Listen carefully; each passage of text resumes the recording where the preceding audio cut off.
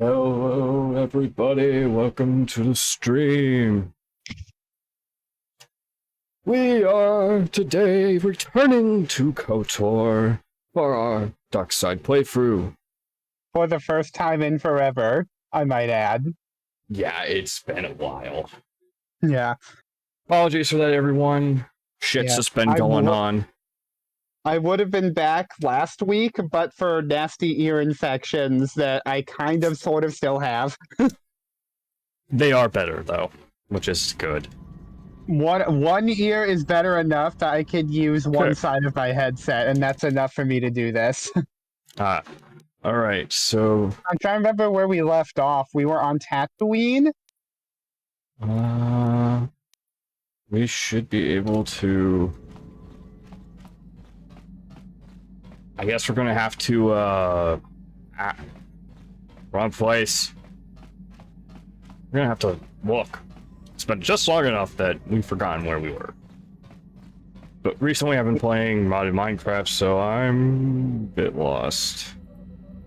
This galaxy map tell us... If I remember correctly, we just beat Calo Nord after the first star map. Yeah, Karth is wearing Calo Nord's armor, so yeah. We might have left Tatooine already, is the thing. Okay. Yeah, Karth seems to be wearing Calo Nord's armor.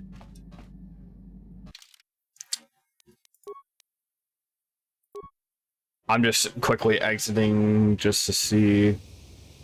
We're on Dantooine because Right, I think we took care of, Sasha with Dantooine. Right. Oh yeah, that might have been the last thing we did, was Sasha. Yes. Depending on the amount of money you have, the Yavin space station is great just for insane high-level gear. 5,000 credits, and I don't think I can get access to the Yavin one yet. The Steam version of the game automatically has the Yavin Station DLC. Yes, what's on your mind? Nope. You got it. Did not mean to do that. Oh, yeah, here's Yavin. Yep. 5,000 credits, would that be enough? Well, you also picked up some fun gear from here and other places, because a lot of things sell for more on Yavin than they do elsewhere. Oh, so yeah. As much as it's a location for good gear, it's also a location for picking up good monies. Yeah, I actually just remembered we have shit we can sell there.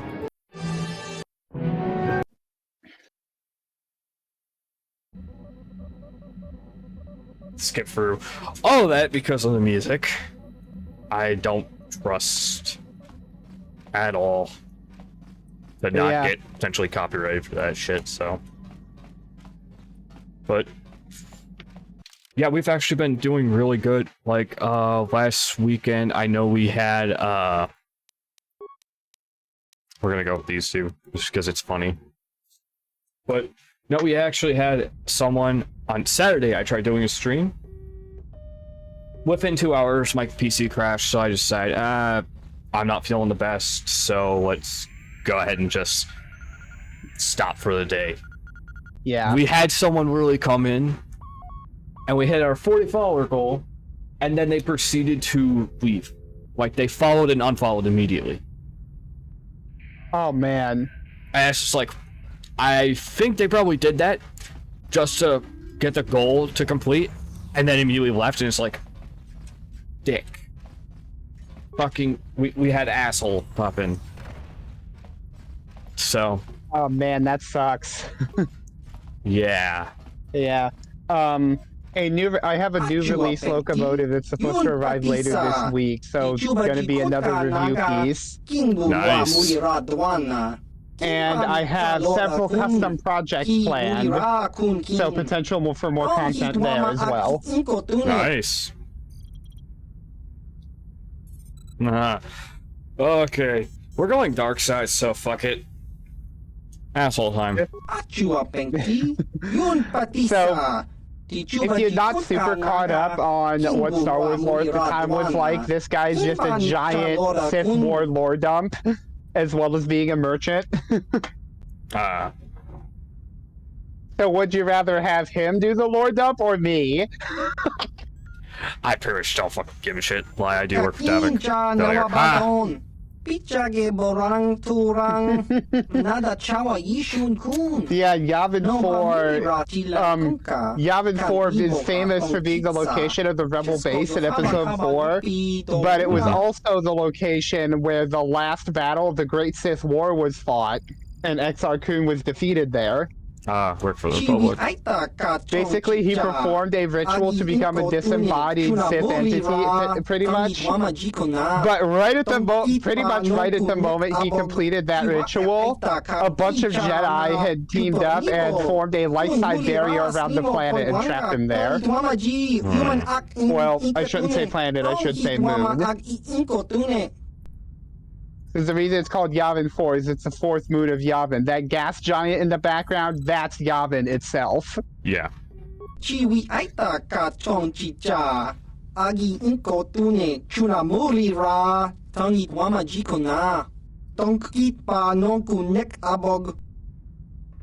Okay.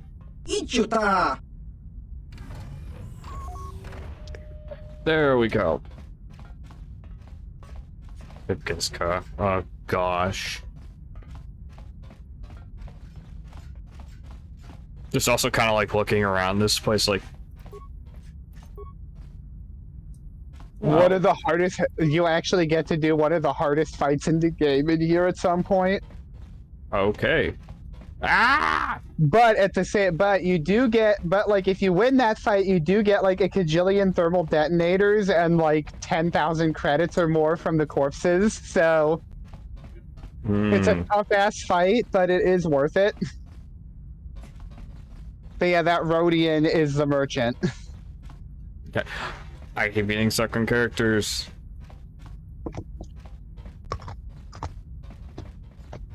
Okay. But basically, you're going to be on level 1. After you complete the next star map, you'll get level 2 of his gear. Next star map after that, level 3. And then there's a 4th level you'll get after getting the final star map, at which point you'll actually have the fight happen. And some of the gear is actually, like, the max level of gear actually includes 2 insanely good lightsaber crystals. Nothing's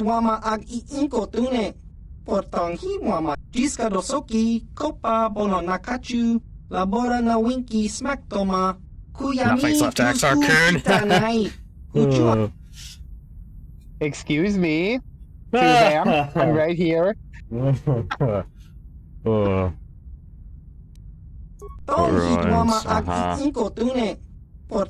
Yeah, here's the war dump. I just don't give a shit. Another fun part, so Exar's spirit basically retreated and permanently resides in one of the temples there. But as luck would have it, that temple would be the start of Luke's Jedi Praxium. And so there was an incident with the New Jedi Order and ExarKun's ghost. In which, between the insane innate power level of Jason and Jaina Solo and contacting the Force ghost of ExarKun's old Jedi Master, they were able to defeat him. But there is a scene in iJedi where Corran Horn goes out to 1v1 this ghost and like a total, whether you want to look at it as idiot or badass is up to you. I personally leave badass because Corran Horn is awesome. Okay, it's like all we have, which is poison. Awareness plus that, good god. Yeah, why'd I tell you? This stuff is crazy. Yeah.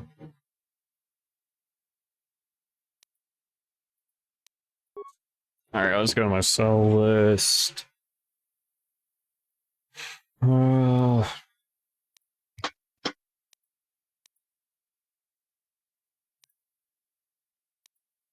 Gaffy stick. What the fuck? I swear I had shit that sold like really well around. Will sell really well. Crate Dragon Pearl. Oh, well, I'm not selling that. Fuck you. Right, it's the race. What's that? Apparently, I had not added that to my thing yet. The Crate Dragons. The Crate Dragon Pearl is actually an upgrade crystal for your lightsaber. I know. Apparently, I had not added it yet. Yeah.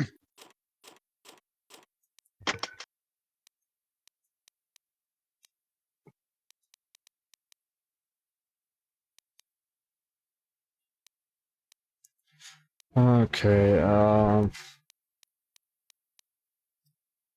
thermal good god, the thermal detonators apparently sell really well. 1,300 each. Damn. Mandalorian heavy pistols sell well. Crystals. No.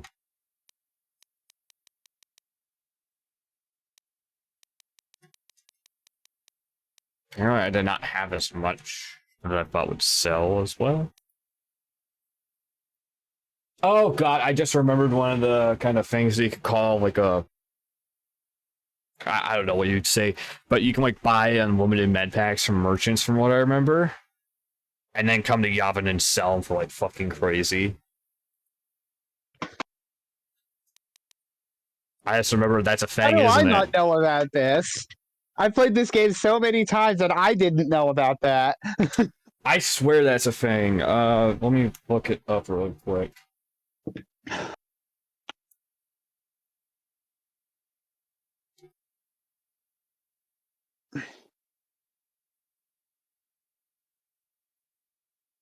I want to make sure I'm not talking out my ass. Yeah. So...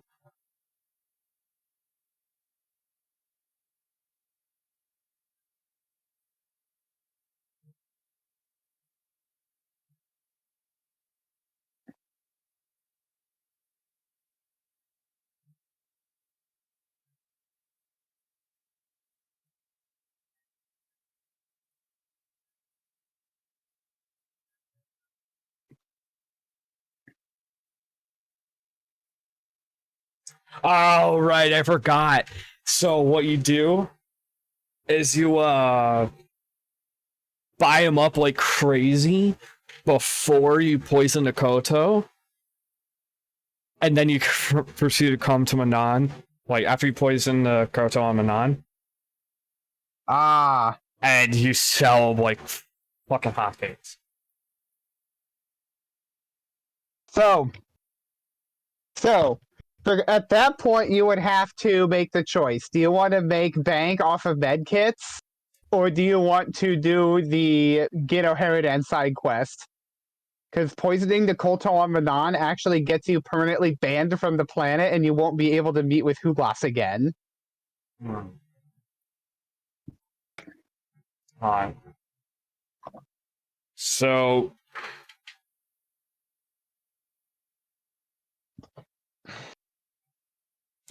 Yeah, first stock off med pack, second do Manon main quest, point, Yeah, do called Kolto drastically upgrading.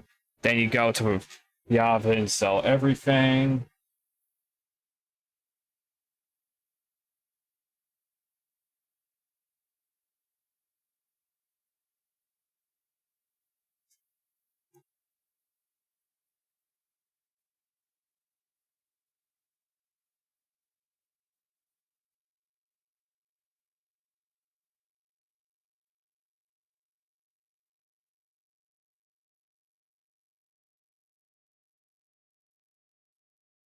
You almost double your money, really. Oh. Oh. One of the things you can do, Jolie makes med packs, remember? Oh, yeah.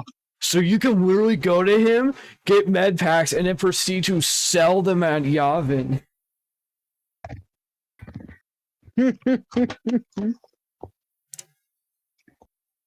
So you'll have to exponentially increase your playtime, but you can potentially make infinite credits. Yeah. KOTOR glitches with Jin and XR. Or I'm not sure if that's a glitch or if that's intended or if it's just kind of there. It's not a glitch, but that's just like something that most people don't know about. This is, yes, you can poison the Koto and proceed to sell med packs. And since he does 65 at cost, so it like jumps shit up like crazy. So pretty much, if you were to basically, if you were to poison the Kolto, you could basically just go to any other planet, buy as many med kits as you have the money for, come to Yavin, and then sell them for like 2-3 times profit, and then just have an infinite supply of money, pretty much.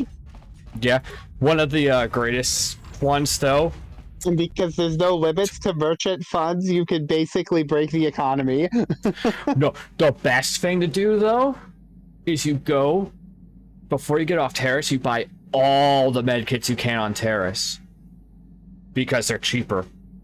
And then you go and do this. And that's how you truly break it.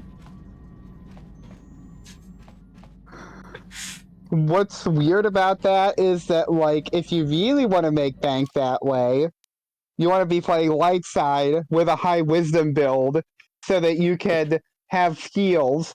And because the Manon thing will be like the one dark side thing you do, you'll still be light side at the end of the game, but also be fabulously wealthy beyond your wildest dreams. Yep. There's Korva. Which is honestly like that, as far as I'm concerned, poisoning an entire planet's ecosystem is an insanely shitty thing to do. So I don't know how it doesn't get you more dark side points than it does. Like, it should as far as I'm concerned, poisoning the Kolto on Manon should bare minimum strip you of all light side points you already had. Well, I guess we're gonna go do Manon, because I think at this point Manon is like the only option we have besides Kashyyyk. So like going planets in whatever order can be, in like whichever order you choose, can be fun because there's different things. Like, the plot twist gives you dialogue options relating to it on each of the planets, depending on which one you saved for last. Yeah, I plan on saving Korvan for last. Oh, I just realized. If you go to Manon first, if you go to Manon straight after Tatooine, you can get the Gino Heridan quest. And then I'm pretty sure Darth Bandon will show up on not your second star map planet, but your third, which will be Kashyyyk, meaning that you can then kill the shapeshifter guy in the Shadowlands, as well as killing Bandon, at which point you could then just fly back to Manon and turn in your Gino Heridan quest before poisoning the Kolto supply. Okay. We can do that. Oh, wait. You'd still... Oh, wait. It wouldn't work like that. So... Oh my gosh, I'm trying to remember how the triggers work. Because poisoning the Kolto, basically you have to either poison the Kolto or destroy the harvesting machine to get to the Manon star map. And you have to have registered the second star map in the game in order to get Darth Bandon to show up, if I'm correct. So, which one do you think we should do? Should we do Manon or Kashyyyk? Which do you think would be more interesting to do?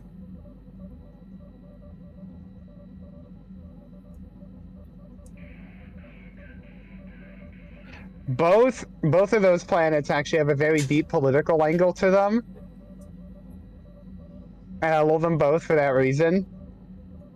Like, if you don't remember, Manon is a neutral zone where both sides have export bases for Kolto. Yeah, I remember that. And I understand if you don't like that stuff, but I personally love it. It's the realistic politics are half the reason I love Star Wars. So we've done Tatooine. Tatooine is settled. So basically, Kashyyyk? So we have like Kashyyyk or Manan to go to at this point. Depending on how interesting we want to do things. Let me think. Almost tempted to say Manan, but back away before we do the Starforge. Go to Kashyyyk. Or actually, it might be worth going to Kashyyyk to pick up Jolie. There you go. That sounds like a plan. Jolie is worth diverting everything else for. He's hysterical. Yeah, alright, well, we will do Kashyyyk then. Now, but Jolie has a weird dialogue glitch where, like, the other characters, you can pretty much just talk to them and then talk to them again and get the next thing of dialogue if you have it unlocked. Jolie, you always have to, like, reset him, quote-unquote, by, like, leaving the hawk or changing areas or whatever. Okay. Yeah, I'm not sure why. So it is worth picking him up early. Okay. Right, What's here's the weird is thing I for have- Kashyyyks. What's weird is that, like, not only do I understand, like, the D&D side mechanics of this game, but I also, like, understand a good bit about how the game registers its checkpoints. Because I watched, like, a near 2-hour video by a KOTOR glitch hunter explaining Another the world vision. record The Force is 80% guiding unrestricted us, speed helping us run. retrace the steps of Malak and his old master, leading us ever closer to the Starforge. Like, Kashyyyk is a lush but simple. some of the undeveloped stuff in that world. breaks my I would not have mind. expected to Like, find the alien technology of a star map. from loading zone teleport glitches to using glitch saves to teleport yourself to different areas while having completed your objectives, to a glitch that allows you to wipe your save data so that you can register the same star map 5 times and skip like 3/4 of the game. Yeah. Speedrunning is insane. Yeah. But The Wookiees And of actually, Kashyyyk make their home high the among guy the who Russia did the branches. speedrun that was Only the explained bravest warriors so, like, dare to descend into the the glitch forbidding hunter was depths of the explaining the forest. video If the that was star done map by is a located different far runner, beneath us on the right? planet's surface, That as our different vision runner seems to actually suggest, posted a it's unlikely speedrun. I the haven't Wookiees gotten even around to know of its watching it, but he existence. has a new No doubt world things will record of become more beating clear this once we game discover the star 80% map's location. unrestricted in like 18.5 minutes. Damn. Alright. Oh my gosh. Speedrunning is Then I suggest we- insane. Let's go ahead and Yes, what's check. on your mind? See what all they have. I already told you, he betrayed us all. Okay, so Well, there is more to it. I'm sure you don't want to hear about it. Spit it out It's just already. I don't talk about it very much, okay? I told you about my homeworld, Telos. 4 years ago, Saul led the Sith fleet there and demanded its surrender. The planet refused, and Saul proceeded to devastate its entire surface. Millions died. I had a wife and a son on Telos. I thought they would be safe there, but my task force arrived too late to be of much help. We didn't have enough medical supplies. The colony was burning and the dying were everywhere. I remember holding my wife and screaming for the medics, but they didn't come in time. What happened after that? I had nothing left after that, really. I devoted myself to the fleet. Hunting Saul was my only purpose. I miss them. And I know killing Saul won't bring them back. And it won't make me happy again, but I have to do it. I don't expect you to understand, but I have to pay him back for what he's done. I have to. It's all I have left.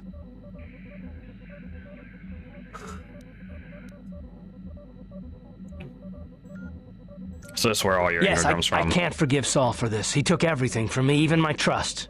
I hope you can understand that. What happened to your son, you didn't His say? name was Dustle, and I don't know what happened to him. The colony was a complete ruin, and we never found any trace of him. I made inquiries and followed the reports from Telos for years, but I stopped. Anyway, that's the story, for what it's worth. Fair I've enough. never talked about it before to anyone. Suppose it's time I finally did. Okay. Yes, what's There's on your mind? that. Never mind, I got don't it. really care about learning about this place from him. Yeah, I'm just going through, like, talking to everyone, seeing what the fuck we can get.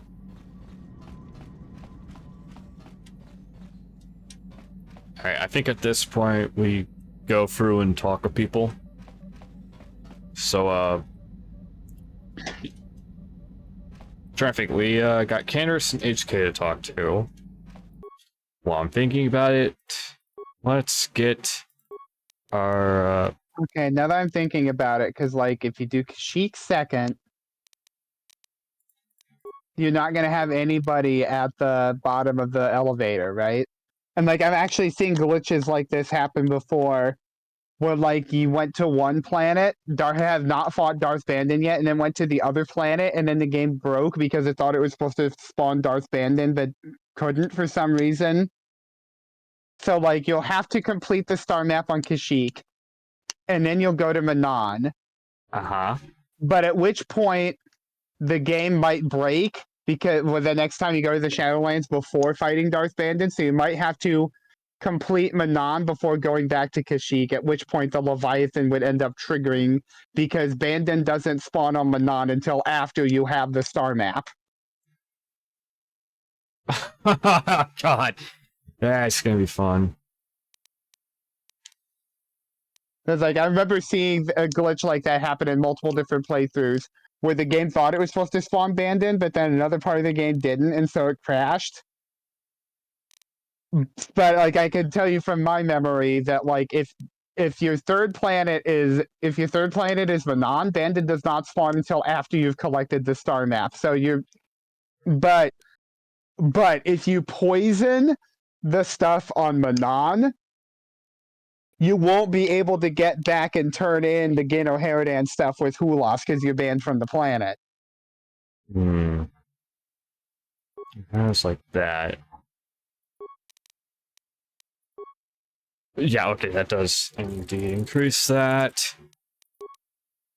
Let's go ahead and give Bastila a Crate Dragon Pearl.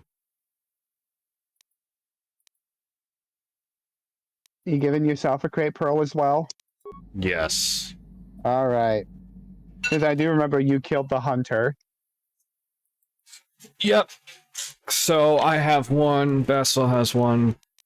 My lightsaber is currently doing 4 to 18 damage, and on hit, 25% chance to stun for 6 seconds, DC 10. Nice.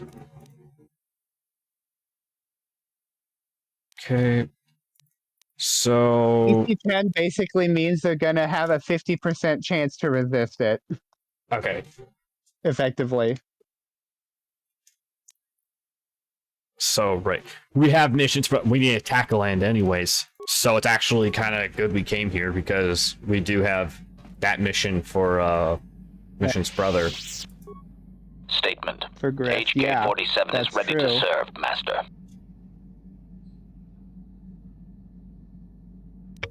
Okay, so we should have all we needed with him. Yeah, what do you want? Candace. Your choice. You have everything I need from you. Mission... We don't get anything more from Mission right now, do we? Hey there. No, you pretty much get the end of her character arc after giving the glance to Griff and then getting the conclusion to his quest. Do we get anything talking with him now that we've landed on Kashyyyk for Zalbar, or no? Zalbar's story begins. Zalbar's character story basically is the storyline of Kashyyyk with the Wookiees. Okay. I'm going to take Bastila and Zalbar with us then. That sound good? Sure. Okay. Main reason for Bastila is heals. Okay. Cheat. Really? Oh god, Circa, I forgot about these bastards. I love how you're playing Darkside and you still think Zerka are bitches. Because they annoy the fuck out of me. It's like, hey, fucking V. And it's just like, oh, it goes beyond docking fee. It goes beyond docking fee. Zerka's annoying factor goes way beyond docking fee. Like in lore, let's see. They are not so subtly aligned with the Sith. Yeah, I'm not surprised. Like, let's just put it this way: their greed, and their illegal activity, and other bullshit they do make Walmart look like the sweetest company you'd ever want to work for. No shit. All right. Okay? Let's put it this way: they're not so subtly aligned with the Sith. War profiteering, drugs. Yeah, they're in everything and anything that's bad, pretty much. They have their hands in anything that they can see a profit turned from. Don't make demands. I land where I And wish. anybody that and let's see, they'll hire out assassins to take down people that are going to testify against them. Circa's pretty much just a mob. Like they're like a full-on corporation, but they'll also do anything they can to protect their interests, and their interests include not getting caught in court and punished. Like, Zerka aren't an assassin company themselves, but they do work with criminal agencies at times. Like, if you remember Telos in KOTOR 2, if you're playing Darksided, there's a quest you get from Lieutenant Gren to find a guy called Batono who's going to testify against Zerka in court. More specifically, the executive Jana Warso on Citadel Station. Yeah, but when you ask Jana Lorso about him, she not so subtly offers you money to eliminate him. Yeah. She doesn't use the word eliminate. She says silence him. All right. What do I just pay him or just try to kill him? What? I'm pretty sure one of the options is to. I know that if you have mind trick, you can like mind trick these people. Like, I don't need to pay you. Yeah, I don't think I have that though. They're like, I'm trying to see what your options are. Very well, I'll pay a 100 credit fee. I can't pay you. I refuse to pay. If you say you can't pay him, you're not allowed to leave this module. Fine. And you don't have mind trick on you, so you pretty much are stuck having to pay him.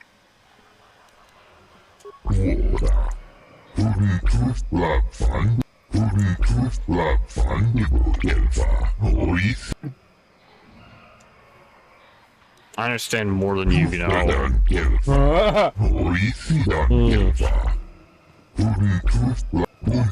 Sure. So your questions there. Fuck you. You're a dick.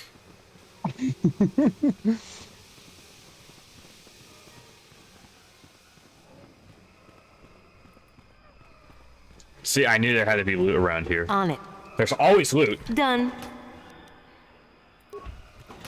On it. Done. Okay. What is this? Pure use, demolition, security. Damn. It's not bad.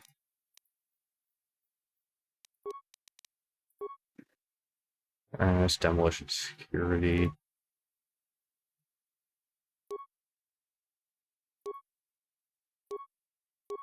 Damn, this interface visor is actually a bit better in my opinion.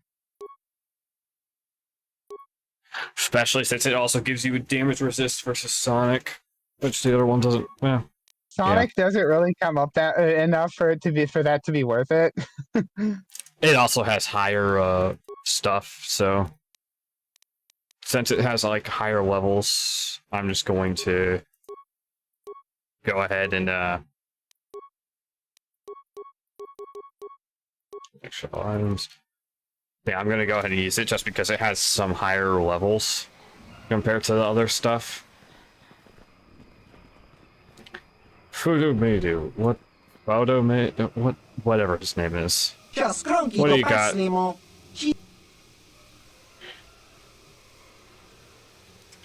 Okay. Never mind, I thought he might be a merchant. He's not. Whatever. Okay. Let's go and just see. We can buy. Oh, okay. Yay.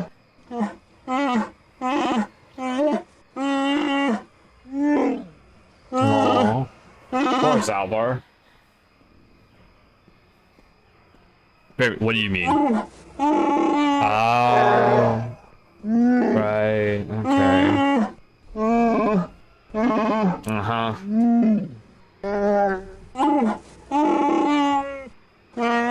Oh, he's an exile, right? I forgot about that.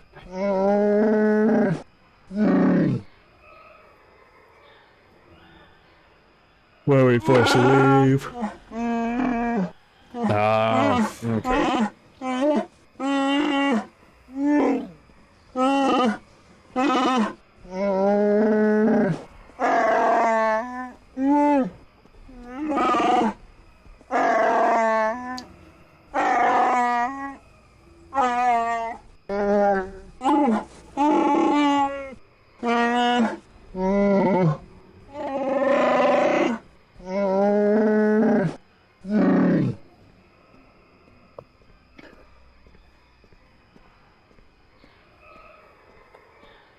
Time's past, things will have changed.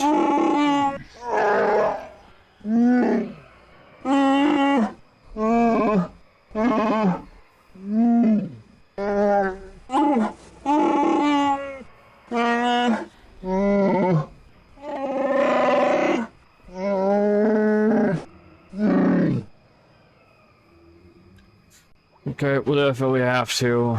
Let's go.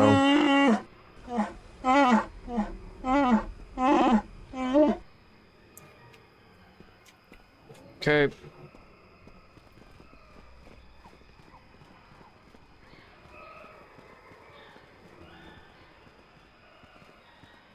Who are these guys? These guys are specially named.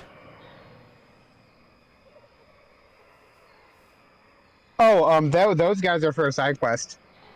Do I talk to them now or don't bother? So one of them is a merchant, and the other one is kind of being exploited by the other. You've got to. There's a side quest. There's a side quest there if you want to do it. Just be sure to pay cash. The interest on his loans will drain you like a diluvian fatworm on a hut's backside. First off, huts are all backside. Secondly, I don't much like the comparison. No need to get poor fellow. He's been waiting for his friends to return with my money for a standard month now. Of course. I'm not sure what you carry. Thanks, med pack.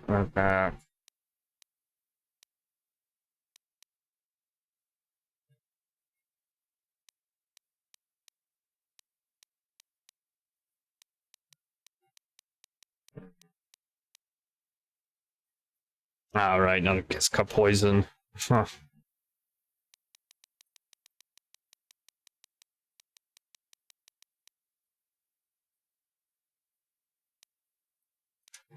Gosh, I'm so tempted just to like buy a lot of the advanced med packs because I know that after Manon, they're going to be so worth it. Yeah. Okay, let's do it.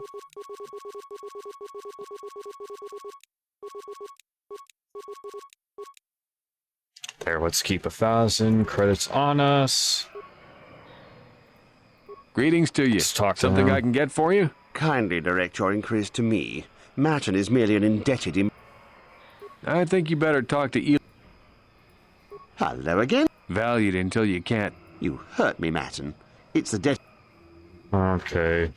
DIs, slave your Enslave? debtors. I resent that. Simply fair business. I know, it's standard trading rules. I just want to know where my crew went. I was only gone for 2 days. Yes, very sad that they would abandon you. You think you know someone and they turn out to be a cheat. Uh-huh. Oh, it isn't about the amount. After all, Oh, you flatter me. as I was saying, he'll be free to go when his friends turn up. Thanks, but no thanks. No offense, but... Besides, Uh-huh. You guys have a it habit of running happens off? from time to time. Credits are scarce. An honest man and a good mechanic. Seems like you got a favorable trade, sir. You'll get your money. My crew will be back. Of course they will. Until then, however, I can make you... Uh-huh. See you soon. Well, alright, I investigated about that. Got nothing, whatever. Oh, look at that.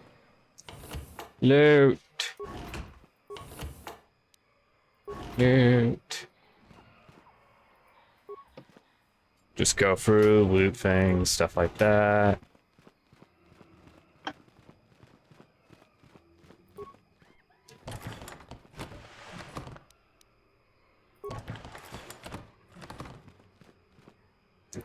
There's a Wookiee in a cage.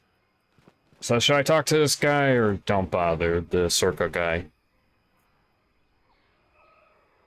He's a merchant, actually. You can get some weapon upgrades off of him. Okay. Any supplies? Available here.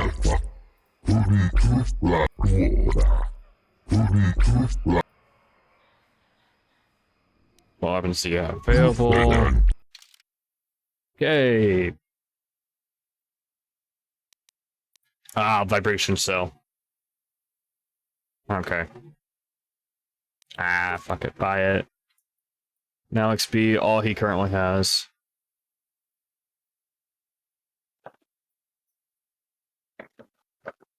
Yeah, that's all that really matters to me. So I talk to this guy more, or just like, kind of fuck off? I mean, he doesn't really have much beyond the weapon upgrade, so... Okay. There's nothing else, so we'll just go.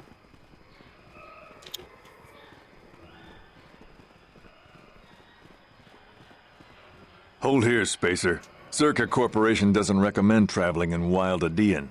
Katarn attacks are especially bad right now. Wookiee hunters usually keep numbers down, but I think they leave certain areas infested, just hoping a Zerka guard will get killed.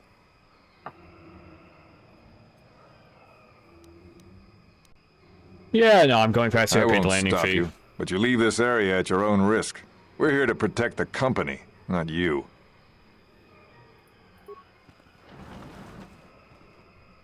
Yeah, it's not like I give a shit. Paid the fucking landing fee, so fuck off. Alrighty.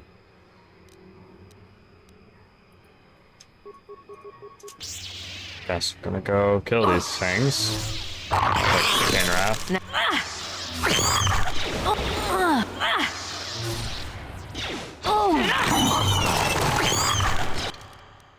wow, is that loud? Damn. What happened? I was just like really loud.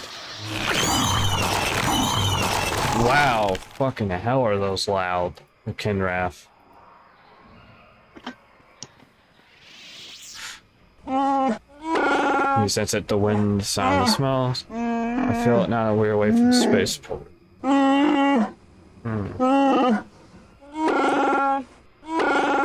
The walkway is new. Probably built by a certain trees. The village is not far from here. Is there anything I can help you with? It's kind of offered. My promise are very personal. I'm not sure if I'm ready to deal with them. I must warn you one thing. I don't know if I will be a help or hindrance to you here. My father's very powerful chieftain. Purpose like to meld. If my brother has here all this time, I may be very unwelcome. Deal with that when the time comes. Spawned writing my shame. It's meant to be forgotten in some faraway world. I thought I got back. Yeah. This isn't good. I can't afford this. You think I can? Do you know what they get for a healthy one of those things? We'll work it out later. We've got company. What do you want, Spacer? I'm Patrol Captain Deno, and you're interrupting Zerka Corporation business. Just hurry up and tell me what happened. This Wookiee slave got a little rebellious. We had to put it down.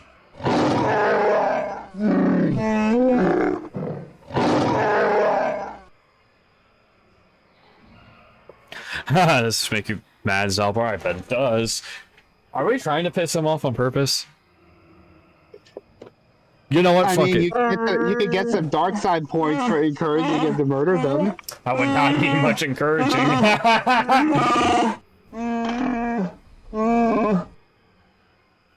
Do it. Kill him. We'll make them pay. Blasters ready, men. This fool wants to die.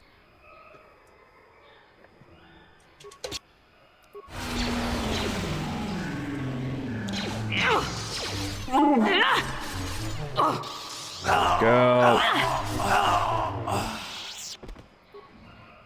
Murph it. Very, very worth it in my opinion. Be done with because this. it was funny. Yeah.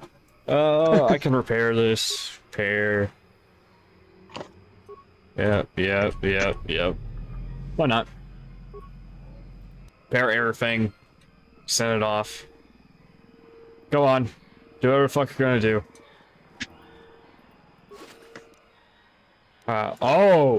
Oh, interesting. He gave an ID.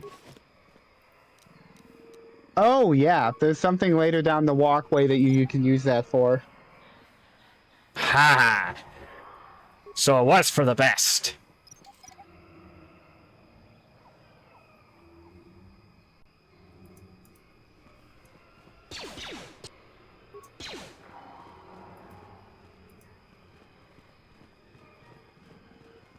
Refuse pile. Interesting. Okay.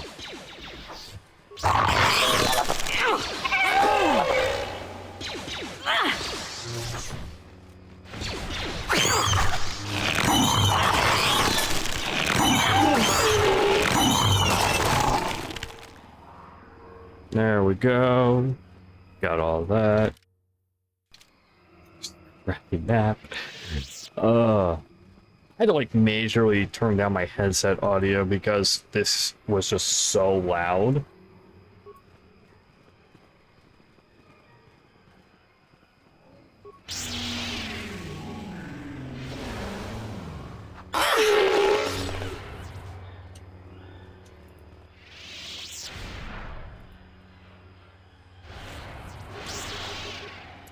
Oh. Now.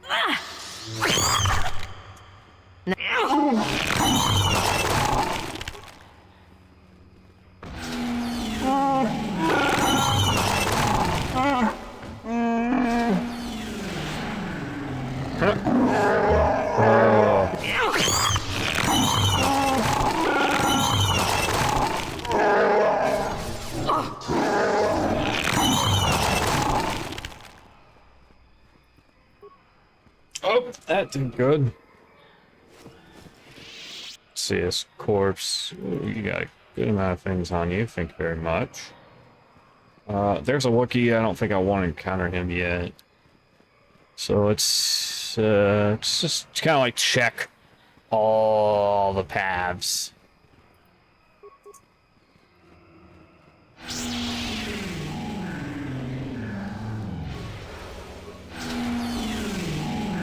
There we go.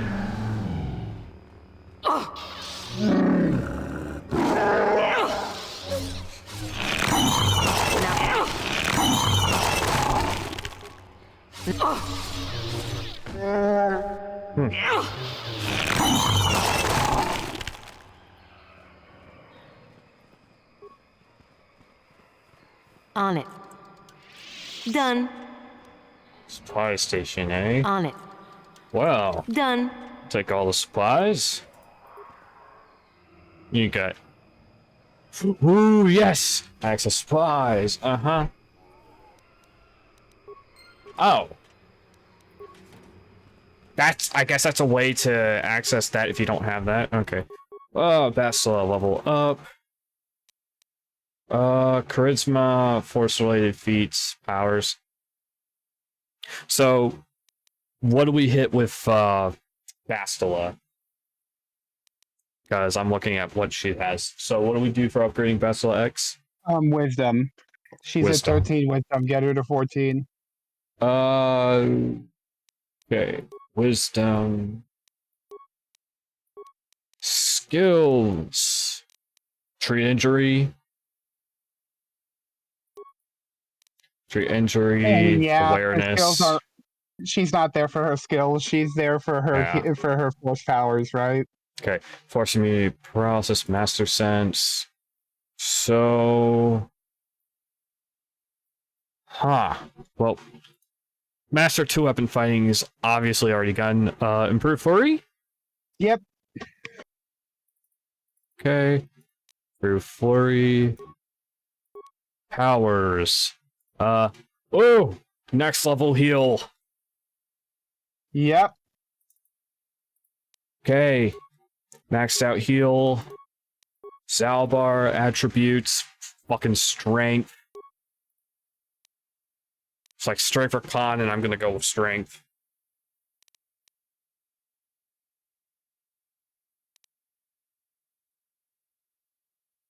Yeah, okay. It's good. Awareness, tree injury, throw one impaired. Actually, throw in demolitions. Why not? Okay. That is the upgrade we need to do. I'm hilarious. I have no clue what paths go where. Dark Jedi. Lord Malak was most displeased when he learned you had escaped Terrace alive. Was most displeased when he learned you had escaped Terrace alive. He has promised a great reward to whoever destroys you. I've played this game so many times. That line is etched into my brain for eternity. Like, I could be the most dementia-stricken guy on the planet and still remember that line. You cannot win. You have promised great reward to whoever destroys you. Looks to me like you just wrecked their days. Yep, wrecked them and barely any damage taken. Nice.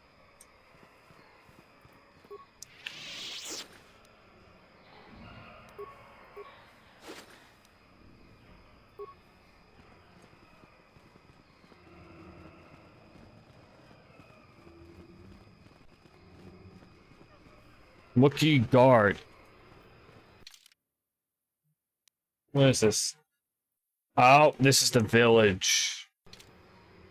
Okay, so let's go the other way and just like check everything.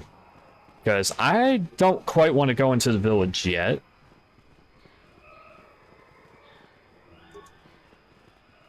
These fuckers respawn that quick.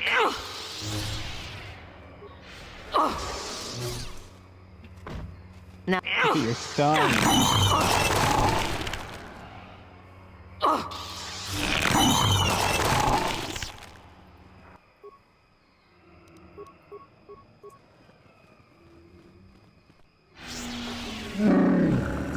Yeah, I've learned to just like kind of absolutely like you give me a build that's like guaranteed stuns. So like nothing's guaranteed. Remember, the crystal was only like a DC 10 to save, but at the same time, the occasional stun is nice. I mean, the critical strike improves your chances of stun as well. So. Okay, yeah. That's mad close. No place here.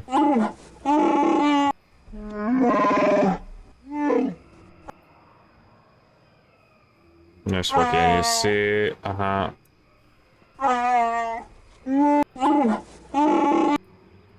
Yep, fine.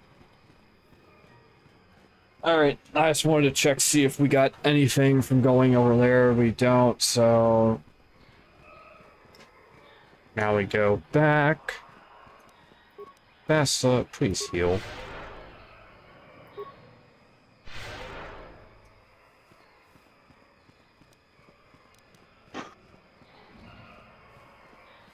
I mean, you're not going to be able to rely on the stuns when it comes to, like, boss fights. Well, obviously. Like, I've only ever built one character that could reliably stun a boss, and it was through me having a base, it was through my base wisdom stat being 18 and carrying another plus, like, 8 in wisdom modifiers from my gear. So... Okay, let's go deal with this Wookiee guard. Chanda, chieftain and leader. On your ship. Take me to Chanda, I would speak with him. Well,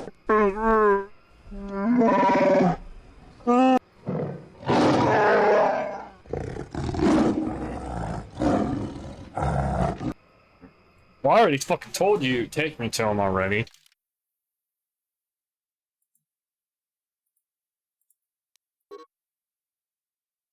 Okay, he can't join the party.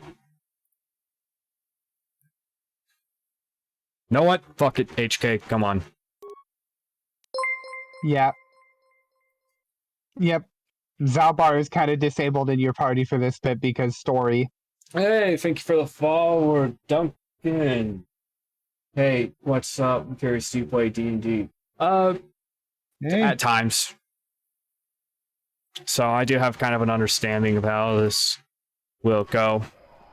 Or at least of the rules. Yeah. The majority of this game's mechanics are like edition 3.5 D&D is my understanding. Yeah.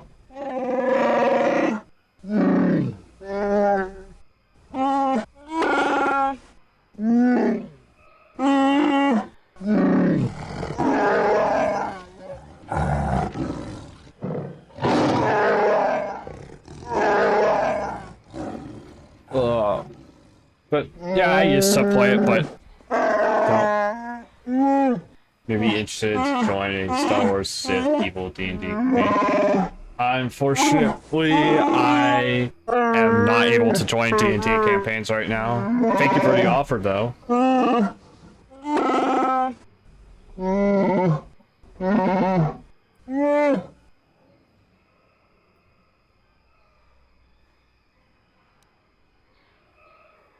Nice nest of lies, being distracted.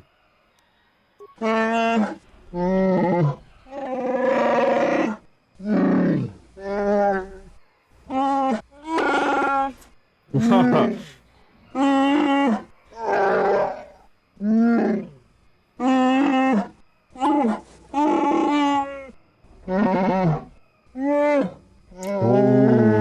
right, I forgot about that.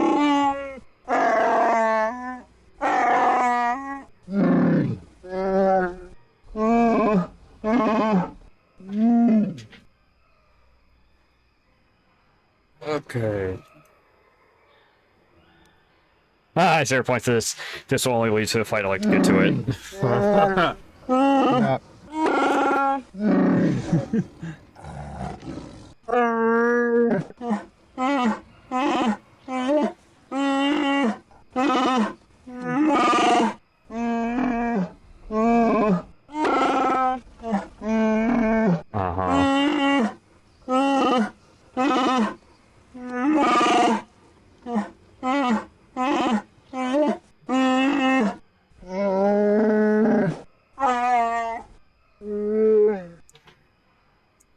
Oh, what is this task? Simple thing. Our Wookiee has suffered same fate. Remember, I talk now worked in the Shadow Alliance. Pestering Zerka.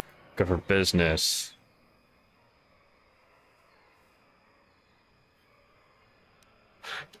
First to many, perhaps. No one follow my call. He's merely a nuisance. Besides, he cowers from the Shadow Alliance. My people know nothing of him. Consider what you said. I'll go now. Well, yes.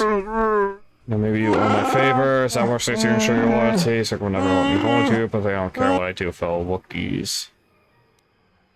I need Zalbar with me as a guide. No. I need him to find a way. Over the years, I found my people trained to understand Galactic Basic. To almost better understand it. I mean, I think make Ahsoka easy to fire, actually, so make him easier to obey. Remember, you can't beat me here. I won't dare post. Someone would.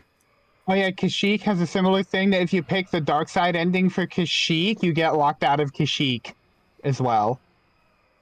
So like I highly recommend taking the light side ending for Kashyyyk, partially because the dark side ending is like a colonialist power fantasy where you get banned from the planet, but basically Zerka gets to continue doing their thing, free reign. But you get locked out of the planet and wouldn't be able to come back for, say, Gin or Haradan side quest. Okay, yeah. Okay.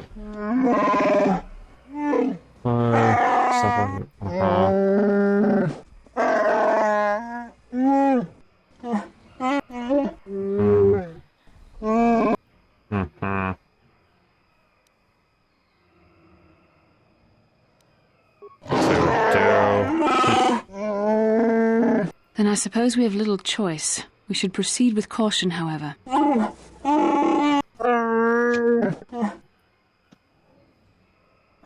I was going to say, from what I remember, is that is the I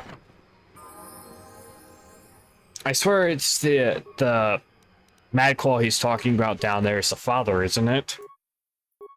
Yeah. That's what I thought. Okay, so dexterity for the blasters. Skills. I think skills don't matter. Repair, awareness. Beats. Yes, Master Powder Blast. Okay, accept. Master? Alright.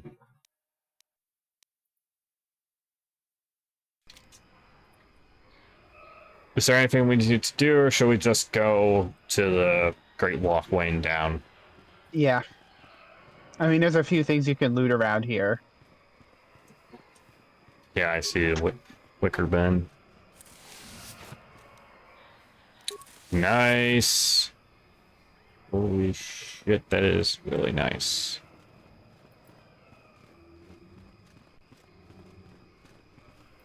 Well, let's go back. Let's deal with all this.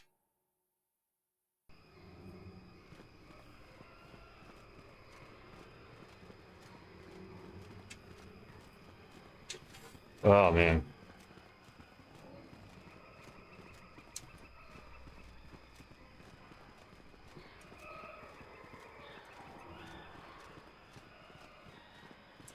You know, this is probably the thing that I find slightly annoying, is that there is no, like, faster speed. This is the fastest speed you can go, and, like, all that. That is probably, like, the most annoying thing about this game. Is yeah.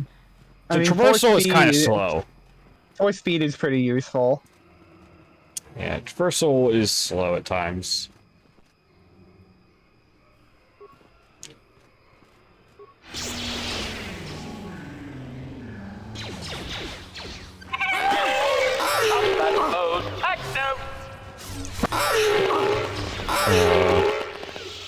I don't even know what way I'm supposed to go for all this. Is this just... Okay, that's just a side part. Okay.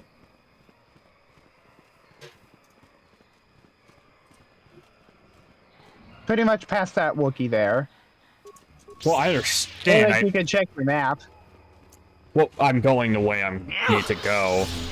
Yeah. It's just that there's, like, different places you can go that are side paths. The Force fights with me.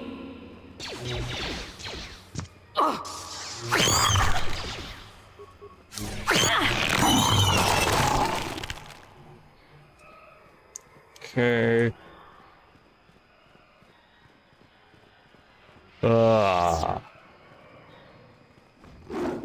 Okay.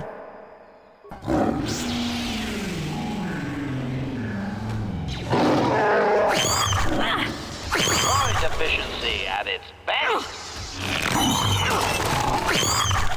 Well, just go through slaughter.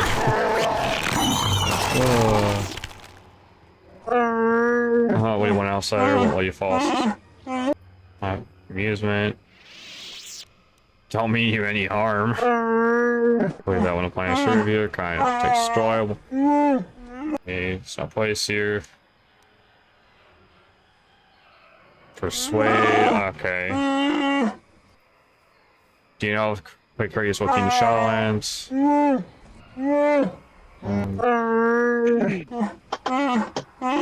Here's the last ones.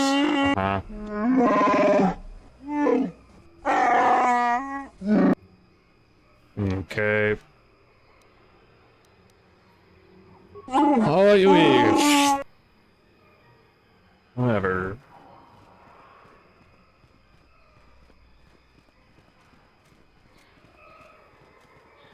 Well, it's pretty much how this, like, seems to go, is just, like, just go here, do this, do that, and there's no real talking with this. Yep. Kashyyyk is definitely one of those, like, you're not meant to really, like, talk.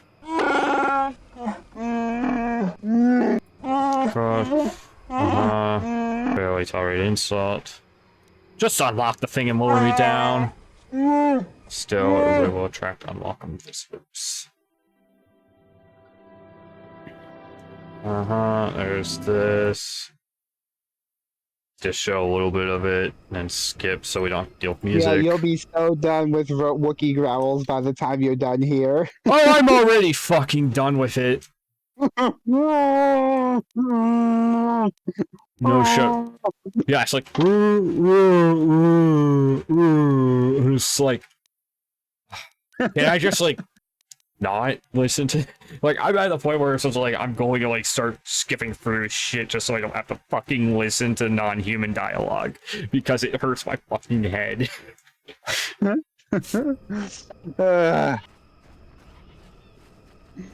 Like, don't get me wrong, I don't. The Wookiees specifically get kind of annoying after a while. Yes. The other ones are really fun to the other ones are really fun to just make fun of, but the Wookiees get annoying after a bit. There, take that. Yeah, but... Droid efficiency at its best.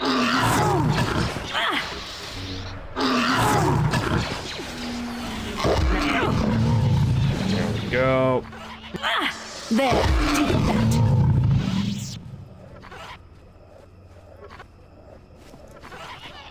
Oh, how interesting. Corpse. Tack.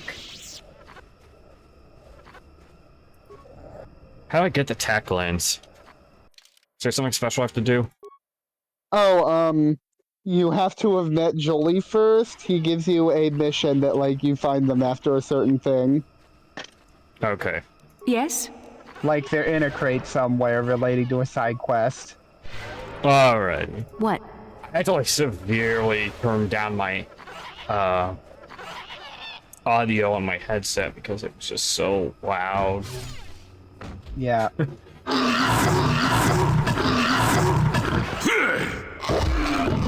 There's Jolie.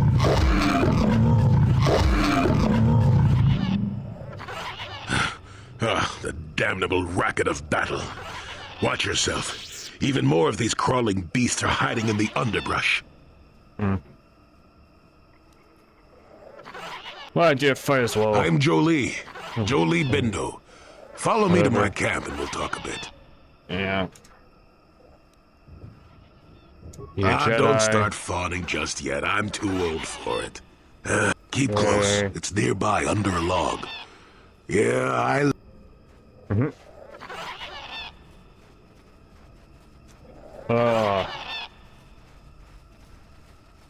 this game has like already like given me a migraine just from like audio, because audio is just so loud in this and it's so fucking hard to balance.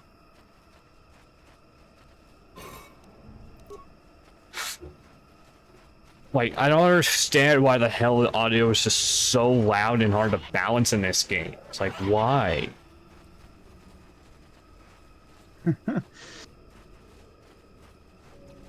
Well, welcome to my home, such as...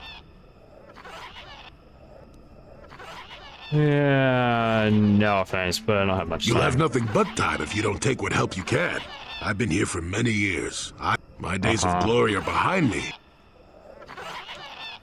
Now, what would you be asking about that, Don't answer. I knew that had to be what... The problems of a few Wookiees don't amount to anything before the concerns of the Jedi. Please tell it to me. Interesting place. More so than anyone's... The Wookiees have their legends that they were not always here. But be more specific. What I'm saying is that there are literally walls in your way. And you won't find what... You must do a task for me. And then allow... Okay. Why should I trust you, crazy old Oh, save it. I know this sounds absurd, but I'm old and entitled to work you around a bit. Since they began expanding in the Shadowlands, a group of them set up camp not far from here. Poachers. Why would you want someone else? Presumably have a ship. I've seen all I wish to here. Isn't that enough? I mean, and perhaps your destiny might Where are they? They How are many not men? that far northeast of. The captain of the lot is the one that earned my ire. I will look into Good. it. Return to me here and we'll see. I'm going to explore everywhere really quick. Like, I literally have no reason not to, so... Malfunction. My primary motivators are incomplete. Playback. I don't get it. That merchant said there was salvage down here. If there's one thing in this game that gets more tiresome than Wookiee dialogue, it's the good, tax. it's Eli. Maybe he'll point us in the right direction. Playback. Eli, what are you? Whatever You got your money, you double crossing snake. We had a deal. That just used to play on loop when you're in the Shadowlands. Yeah. Playback. I don't get it. Playback. Like, I just want to get a recording of that on my phone to irritate people with. Shutting down. Okay, well, I now have this droid's head. I've got no clue what the fuck this droid is for, but... Hey, why not? Oh, the droid head? Yeah. That is related to the merchant and the other guy up top. Ah, okay. Okay, so... He's involved in that. Got it. He's involved in why these people are dead. Cool. Alright, what the heck with that corpse? No, I did not. Now I have.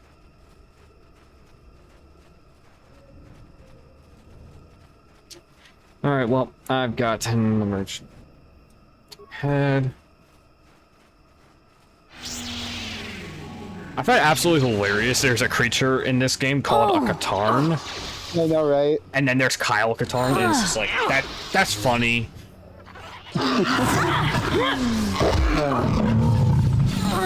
I wonder which one came first, Kyle Katarn or the Katarn creature? Well, considering that Star Wars Dark Forces is from the mid-90s, and that was Kyle Katarn's first appearance, I'd wager Kyle. That's actually kind of funny. Makes you wonder, what the fuck did Kyle Katarn do to them that they decided to name these after him, huh? However, to be absolutely certain, I would want to check role-playing game books from the period to see if those elaborated on Kashyyyk wildlife, if the Katarns were introduced in one of those. Because, like, if there's one of those that's even from a year before Dark Forces, that would make these predate Kyle Katarn.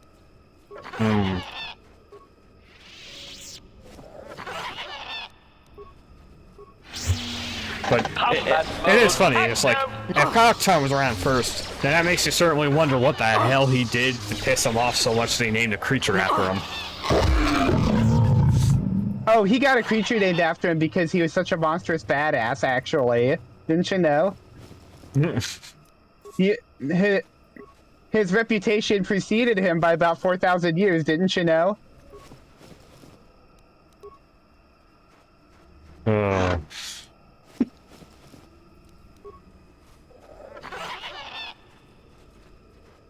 You know, Kyle Katarn got bit by a Hissus once. After 3 days of excruciating pain, the Hissus died. Sounds like those old Chuck Norris jokes. Yeah, that's the gag. Like, people make... There's two characters in Star Wars that the fandom used to make Chuck Norris jokes about. Kyle Katarn and also, weirdly, General Vackler for some reason. You cannot win.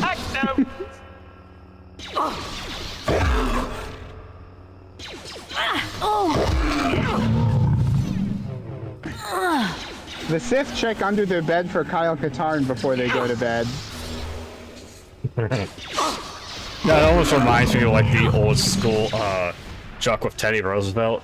Of him that art that they did of him where he's hiding in the closet and Dev's coming for him. Yeah. That was hilarious though. Like Jedi Knight Jedi Academy actually has like hand-to-hand combat animations. They're used in literally 2 places in the whole game. Okay, 3 places, one of which is like there's a few basic grand grunts that don't have any armament and just charge at you with their fists. The second is that if you use the all weapons cheat, you can it'll let you just use your hands as your weapons and do like hand-to-hand combat. Okay. The third place is in the Darkside ending, you fight Kyle as a boss fight, and if you get within his arm's length, he will grab you and punch you in the gut. I kid you not.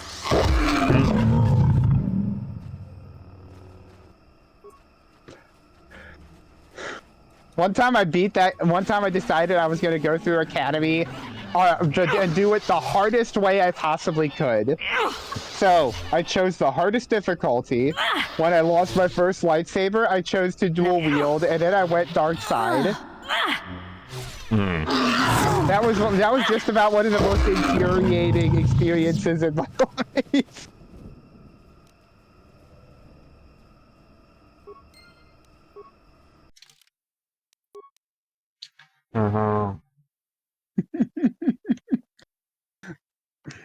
Yeah, if you ever want to put yourself through hell, do just that. Jedi Academy, hardest difficulty, dual wielding, Darkside. Oh, do you see how Amazon was offering like the Ultimate Edition of the Star Killer, like his the thing. Force Unleashed? Yes, the Ultimate Edition of the first Force Unleashed. It was a Prime Games deal, from like the Twitch Prime. Yeah. And like I saw that, and I literally they showed like, yeah, this is coming up, and it's like the whole time I'm just playing like, come on, come on, come on. Because if I don't have to pay for this fucker, I'm not.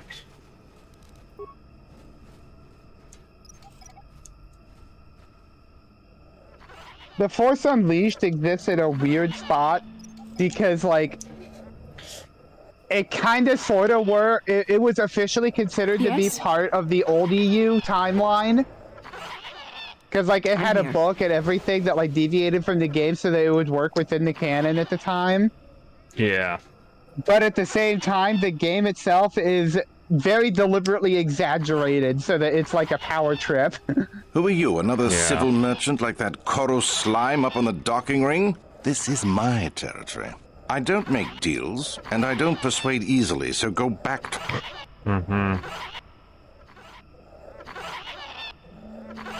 Hey, Poacher Show, he told me about... The fool is still alive. I suppose he's still upset that we don't all live in little homemade shacks like he chooses. I've got a job to do here, and there's nothing you or that old coot can do about it. You're a sucker slaver. Nothing special. I don't need this kind of garbage from you. Watch your mouth. I'm the only did you get law the mission there from is down Jolie? here. If you have something to say, get on with it. Otherwise, leave me alone. So there's actually something really funny you can do here. You can take a job from him to poach tax. Oh, okay. I could use an extra hand. A couple men have gone missing. We are hunting the little simians. The tack. I figure I've got 2 or 3 wealthy years to butcher the lot of them. You want in before I make...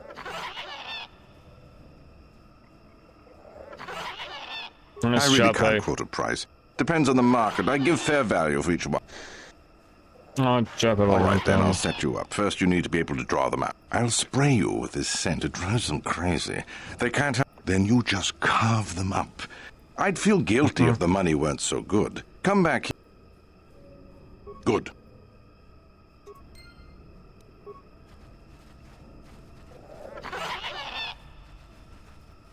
Now.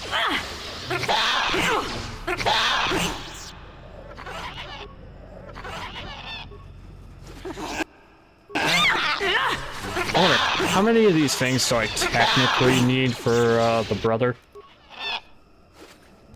Combat mode active!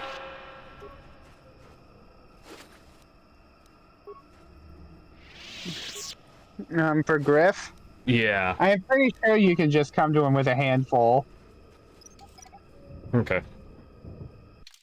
Another guy was watching made the joke that these are monkey braids, and then he played that clip from the Temple of Doom For like the people are eating monkey brains as they're eating actual monkey brains as an appetizer, and said, "This is Teresian ale, guys." Yeah. Well, to be fair, that is something that's actually eaten, is monkey brain. Because my mom's had a friend who had a story of they had gone to a place on vacation, and they ordered one thing at a restaurant one day, and it's like, oh, this is really good. They didn't know what it was, and they next day, another day, they went to a different restaurant and ordered that at a different restaurant, and it got served up in a skull, and they found out that day they were eating monkey brain. The Temple of Doom. Yeah, like that's played as a joke in the movie. That's actually done. Yes, that is actually done. Consider my mind blown, though not as much as that monkey. But yeah, they didn't know what they were eating until they went to that next restaurant and they got it served literally in the monkey skull, and it's like, oh, this is monkey brain. Yeah, they got sick once they realized that made them very sick, but they pretty much went, it's like, he did make the comment to my mother, it's like, it was really good, but God, was it horrible when he found out what it was. Yeah. But he did admit, it's like, it was good. Before we knew what it was good. And my mom even went, it's like, it obviously had to be good if they ordered it a second time at a different restaurant. But no. I mean, there are places that eat horse. Supposedly horse tastes really good. On it. Done. Because I've heard a story of a guy who went to a place, I think it was Japan, Done. that served horse, and proceeded to kinda, he tried it and went, huh, this is actually really good. Now I'm sad that in the US we don't eat horse, because this is really good. So the reason it's banned in the US is because there's certain things that our food and stuff are treated with that make horse meat incredibly difficult to prepare in a way that's edible. Whereas in Europe, they don't really do that. Yeah, it's sort of thing where it falls into the thing of just different ways that food is prepared. I'm literally just going through and solving all the tax that I can find. Like, why not? I despise tax, so why not slaughter them all?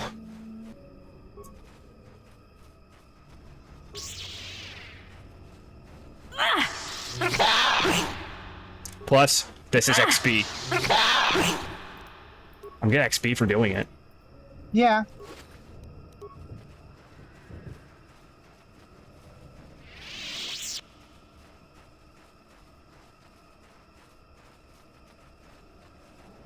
Yeah, I remember there are attacks over here. There are not. Okay.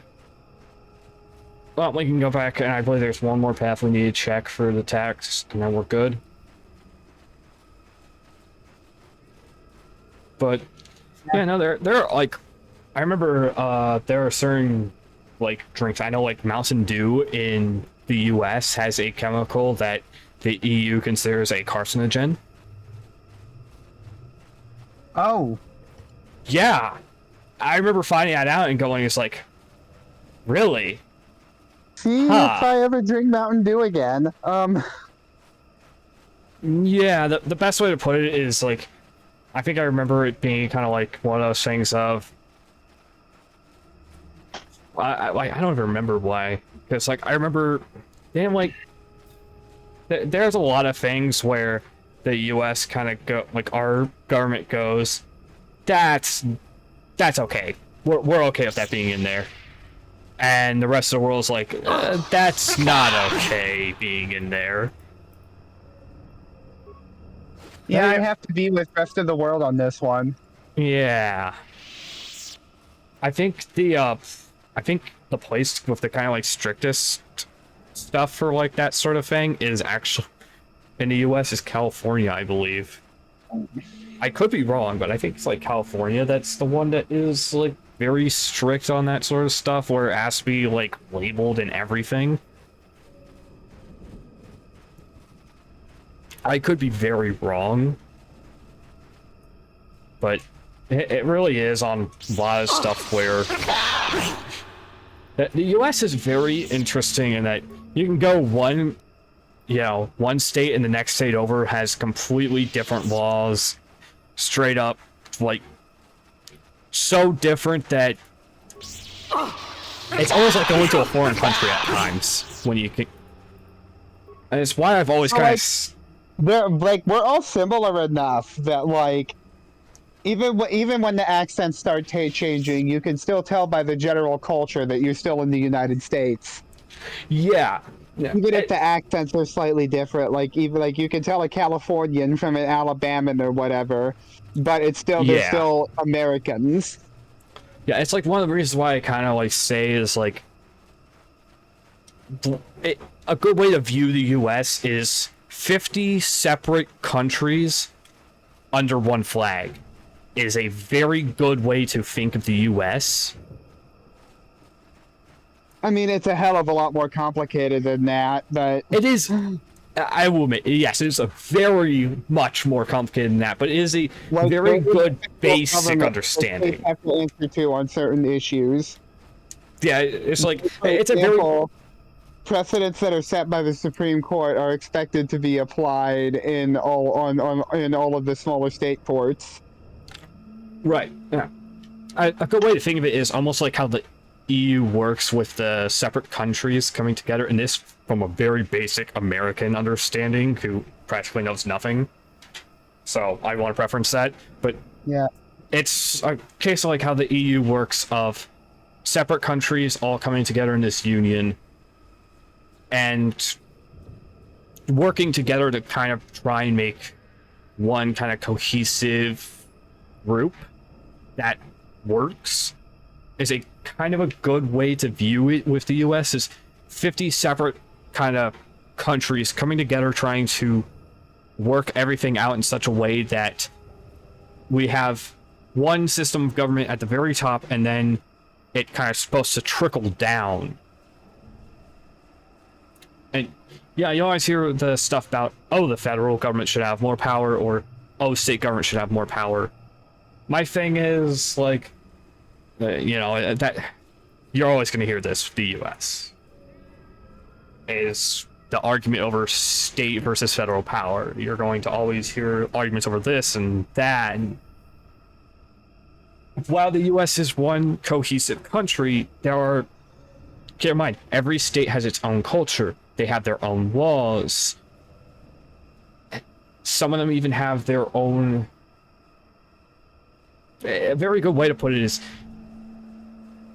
culturally, we are close enough that you can go from one state to another, all the way, from one side of the country to the other, from one ocean to another, and still pretty much go, I'm in America.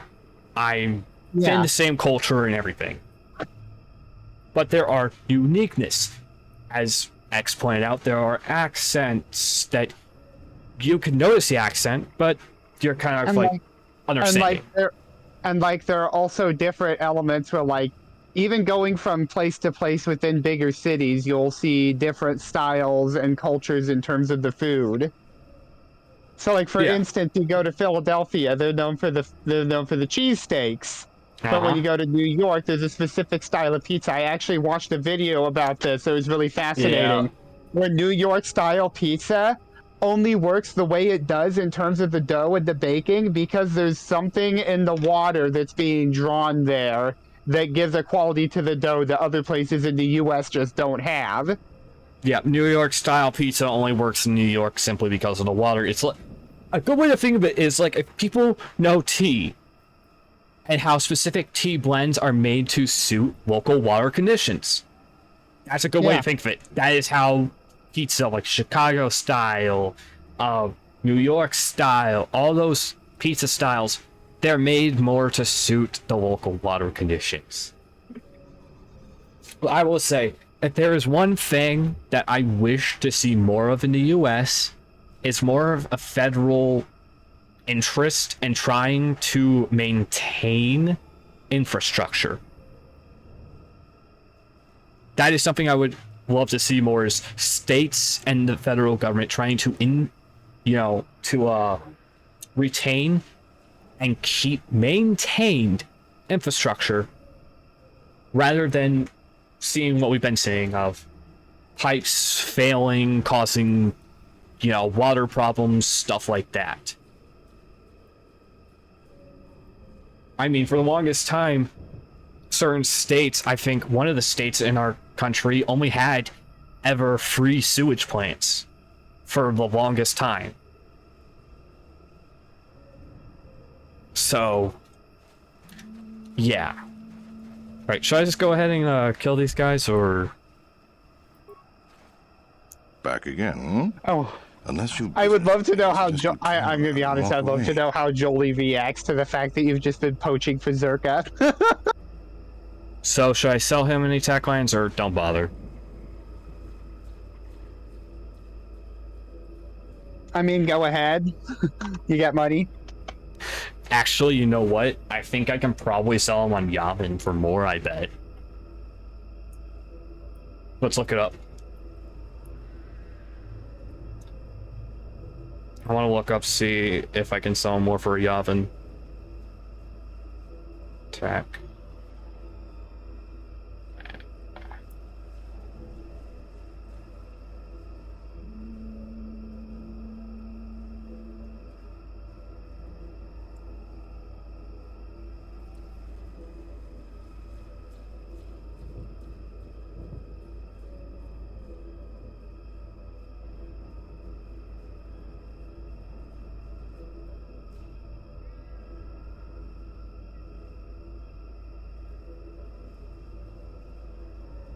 Okay, I will be right back. Yep. I just have to do something real quick.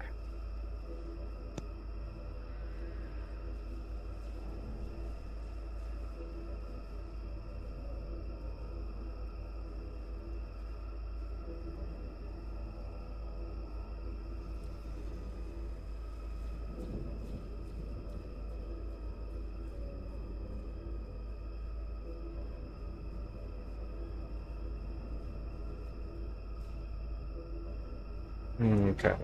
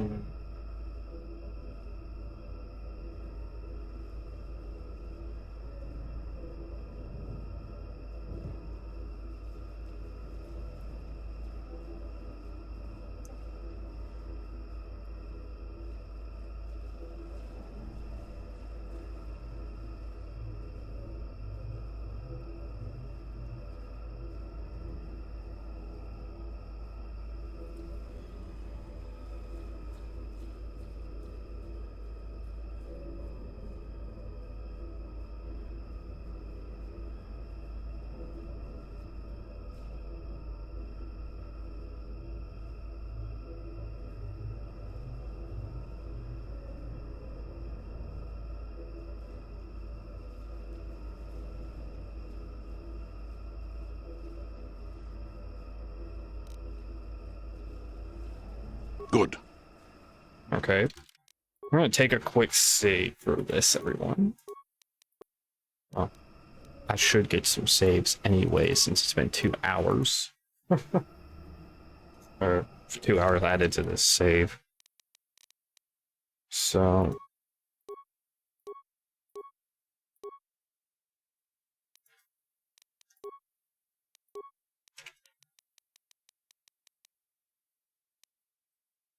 to 20? Really? Items... Where are the tech? Come on. They should be here. Alright, I am back. 20 tack glands. Okay, I have 20 tack glands. I'll take whatever you have. All right.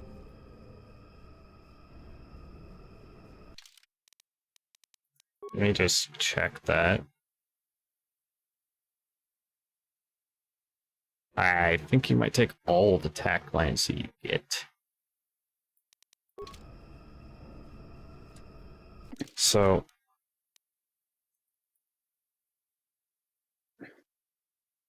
There is a container over there that has some in it.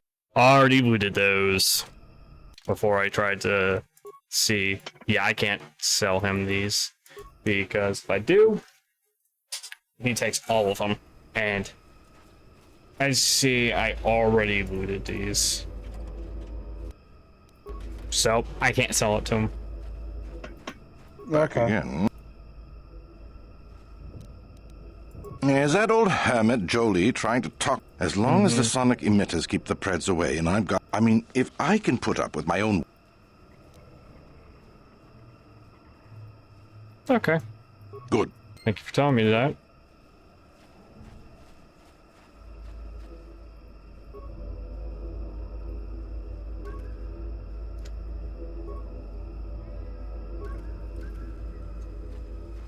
Really? Okay, so... Individual access code 20.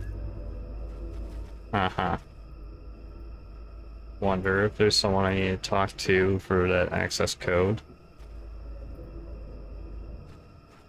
Back again. Is that old? As long as the sonic emitters keep the Preds... I mean, if I can put up... All right. Fuck it. Fuck it. Just kill him. You shall fall. Oh! Make it easier on us. Yeah, I couldn't see a way to do everything. Prejudice set to maximum.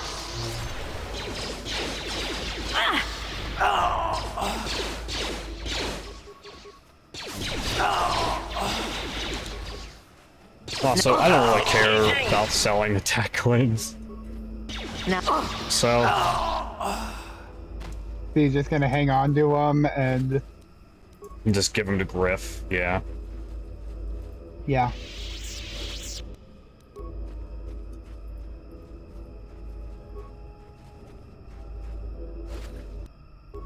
Okay, well, they're dead. Let's go back to Jolie.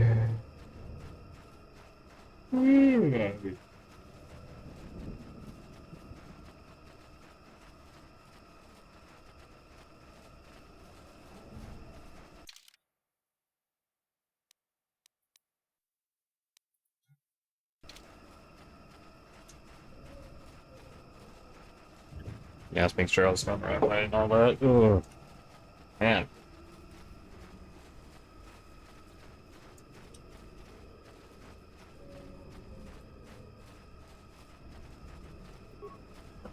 Welcome back. I want...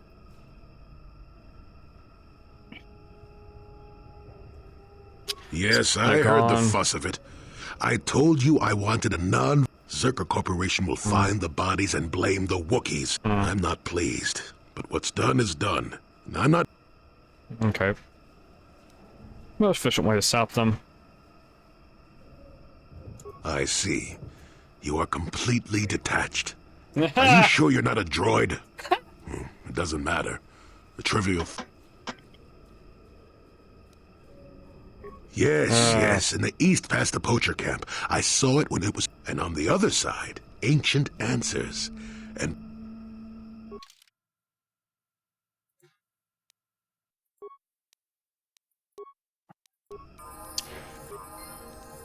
Oh, goody, I can level up myself. Okay, skills. So, what skills am I going? Alright, so for your character... Uh-huh. Repair. Repair? Really? We've already fully... I did rebuild HP, remember? No, we already fully did him. Oh, okay. Then you can just go ahead and do Persuade. Okay. Either Persuade or Treat Injury. Just hit Persuade. It's... Ooh, what do I go with now for feats?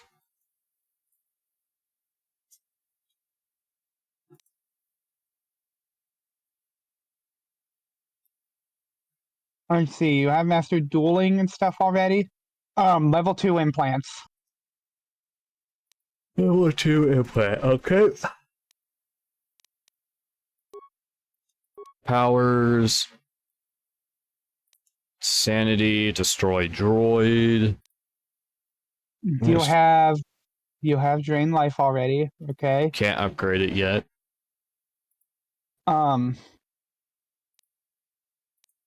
Get yourself 4 speed. For speed, so go with the burst of speed stuff. Yeah. Yep, alright. Okay. So, alright, Joey. Is there anything special about him, or just don't give a shit? I'm sorry, what did you say? So, Joey, is there anything we need to, like, 100% get him?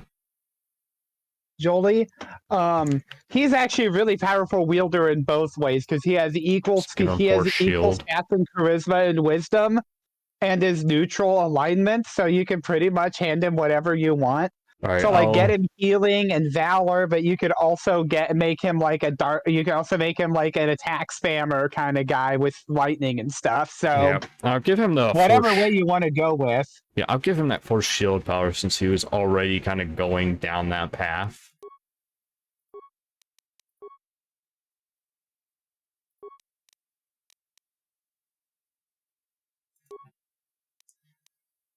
No dex. Let's give him wisdom.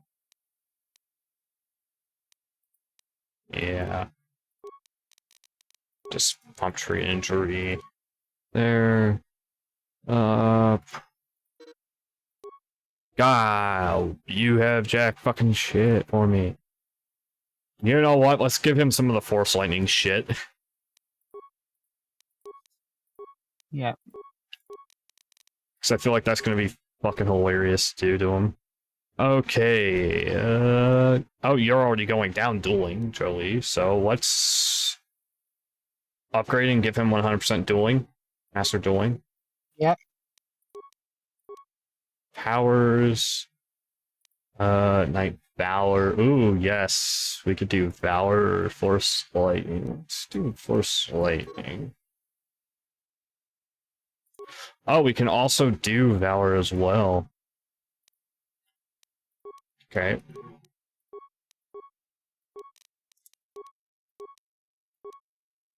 Powers. From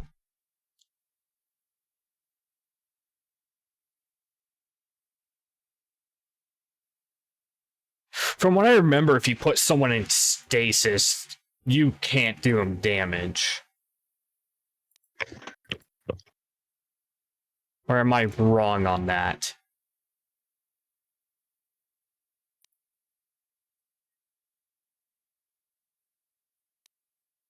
Let's give him Force Whirlwind. But I believe stasis means I can't do damage to them if they get stasised. Or am I completely wrong on that? Let me know, X.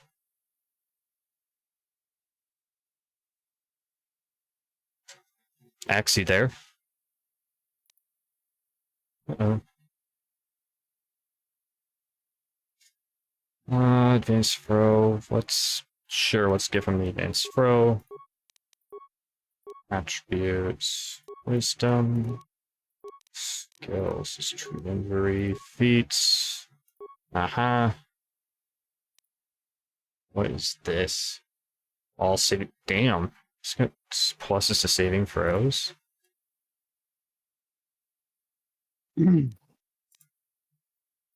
I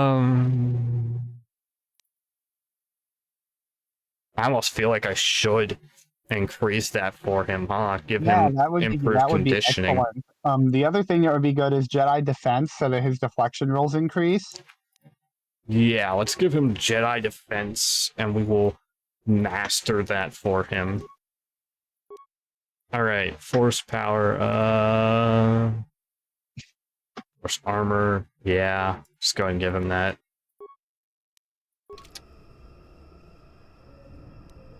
I'm here. Okay. So now we are.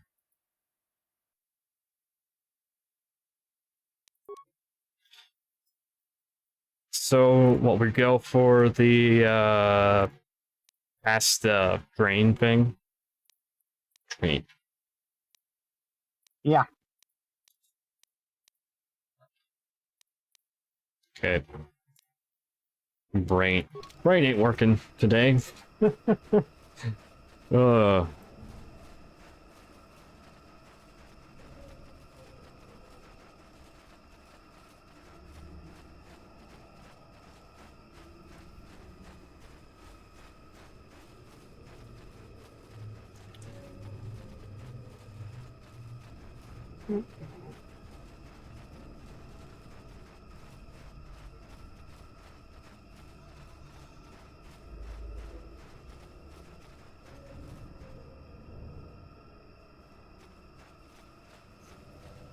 Alrighty. Oh, man. Back.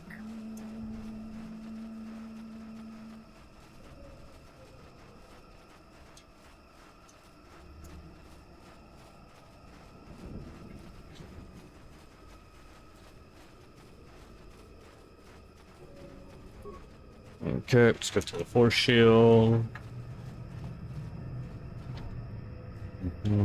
There, you see? Beautifully subtle, isn't it? At least compared to the other Zerka equipment dumped down here. It's only been here a short while, or the Wookiees would have disabled it. They would... Whatever, just shut it down. You aren't going to ask about it? Our pulse...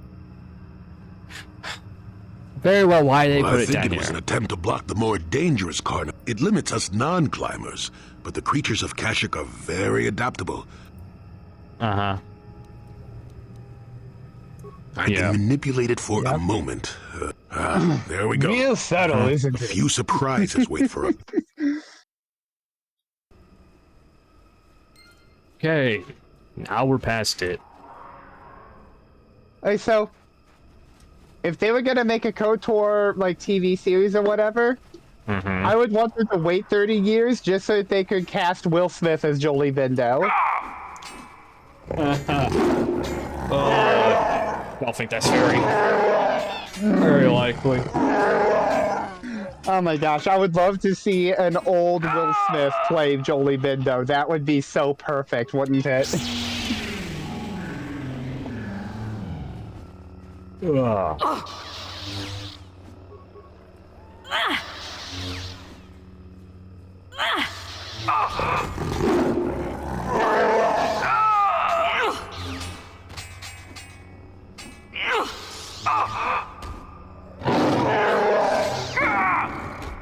Here's some Mandalorians to fight.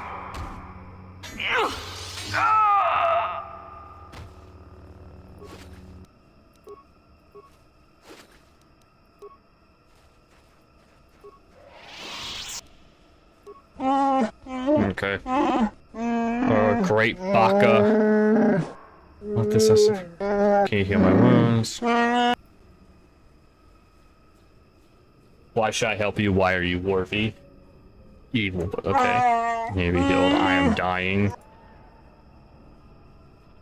Fine. Oh, fine, fuck it. Perhaps you will help again. I take part all of them killed for honor. I pay this ride. I want murder, suffer the fame. Here's the thing, if he tells you about the Mandalorians, you can still, like, go kill the Mandalorians for XP, but this guy does go a lot of side quests with the Mandalorians. Okay.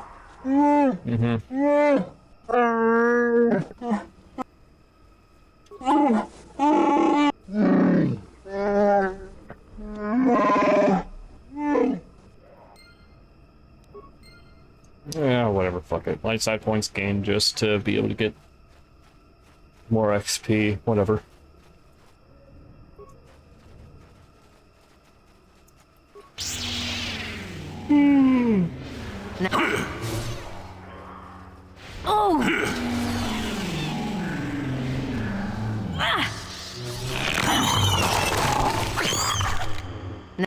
Let's see what you got. Yeah, we're gonna do our best to get through Kashyyyk today.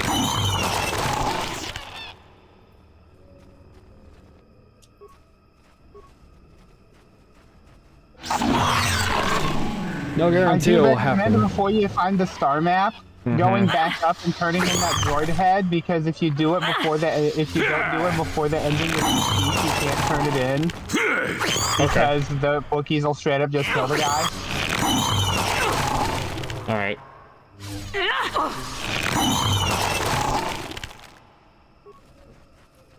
Right now we're exploring pretty much.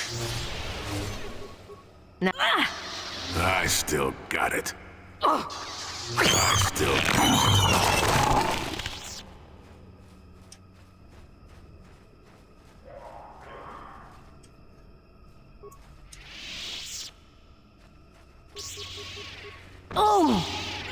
I still got it.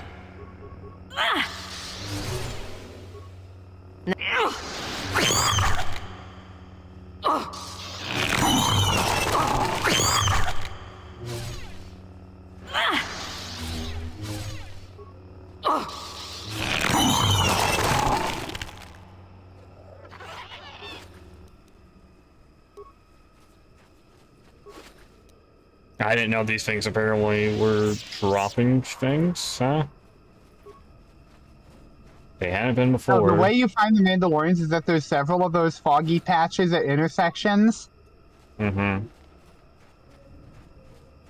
And there's several of them that if you walk into them without your main character's lightsaber equipped, they ambush you.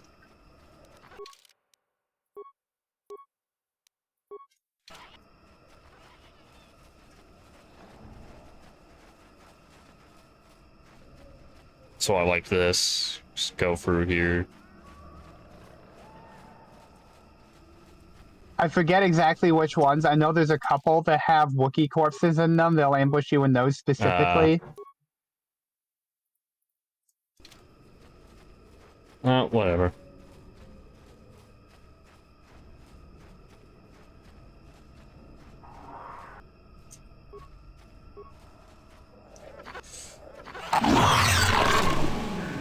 Ugh.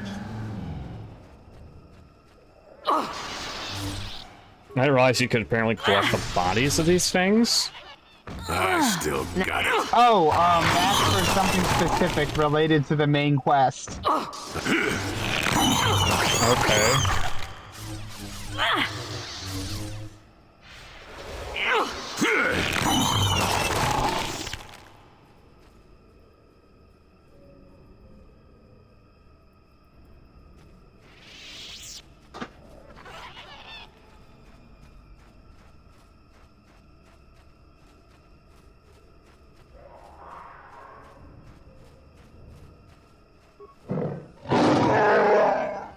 He's almost feral after all this time. Calm yourself, Freya. Yeah. We are friends. There we go. Don't you remember me? Well, this man...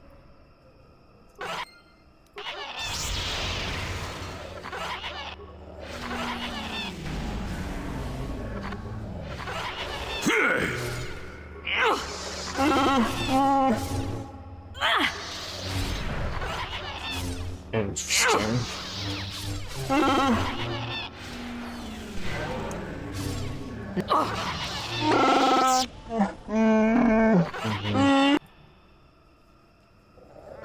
not here to kill, just listen. Mm-hmm. You know, Salvador Shunda. Shake Salvador. Well, it's because of life debt.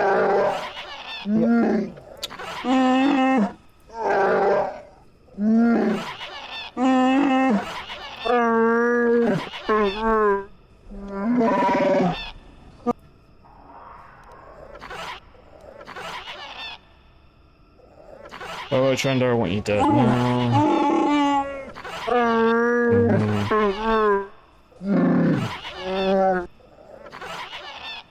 Well, what happens now?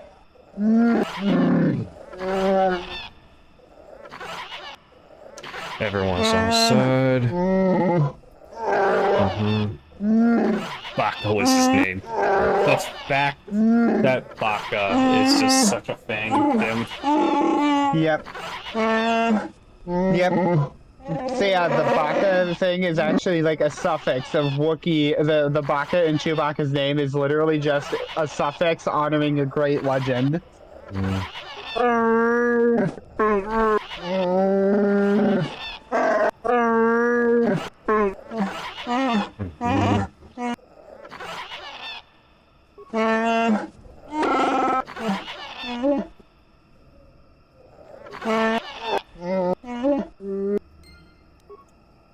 Okay, now I'm going to... Oh, right, you can't do that. You have to literally... I think you have to literally leave this place and then go all the way back to the ship like that, don't you? Or is it just that you have to go all the way back up to the... You're gonna have to go across the whole walkway, and so you're gonna be trying to turn in the droid head thing, right? Yeah, because I figure I better do it now before it's too late.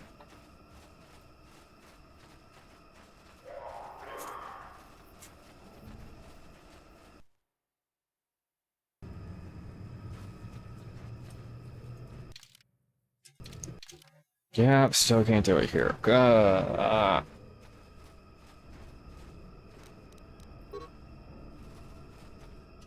My armor is too heavy. Oh yeah, yeah. Once you start like getting the big offensive force powers, you're gonna want to start using rows instead of armor. And trust me, it will benefit you to use those force powers. I'm mainly using this as a travel power. Once you get to higher levels of it, it'll be nice to activate before a combat. Because it'll increase the defense and increase the number of hits you'll try for in an attack. I know, but it's also just like... I don't like the rows because it's so much harder to get defended with them, if that makes sense. Yeah.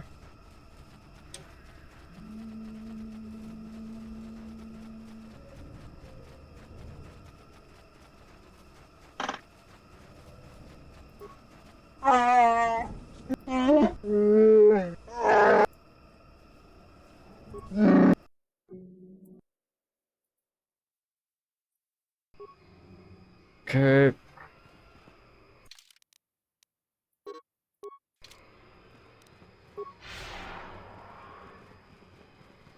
God, I wish that would actually work and let me fucking go. But no, it's not. I hate how you can't fast travel on this world. Never too old for this! I still got it. No. You cannot win.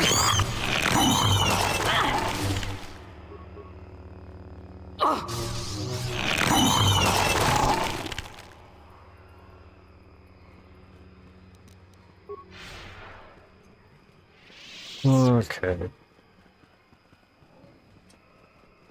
Oh man. Yeah, this just makes a great point again of why I find travel to be so annoying in this game. I mean, yeah, fair enough, fair enough. I completely understand. I've played this game like so many times that like I understand everything you're going through right now.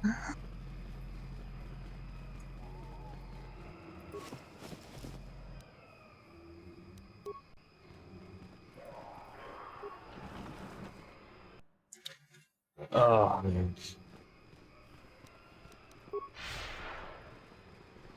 I swear it's only like the old school games like this that had travel be so slow. I think you better talk to... Hello again?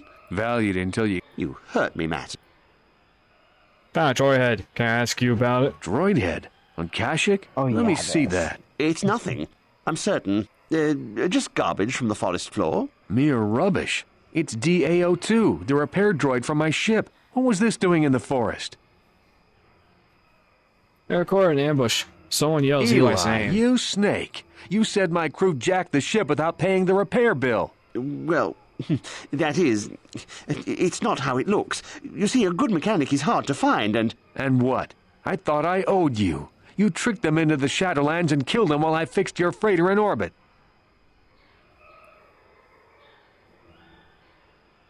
Kill him, man. You know This he deserves is business? it. Maybe in hut space, but not here. Not with me. There you go. That Thalian bog slime. Do you know I've been here 36 days, slave, all for nothing? He killed my crew. Who knows where my ship is? Well, there's your pay, Eli. Suppose that closes his little outpost I here. suppose it does. Well, maybe I should keep it up for a while on my own. It'll probably take a while to convince Eli's suppliers that I'm the new boss. In that case, let's see what's for sale. All right, then. Actually, I feel like I owe you something. Here, take a few credits. If you spend it here, all the better.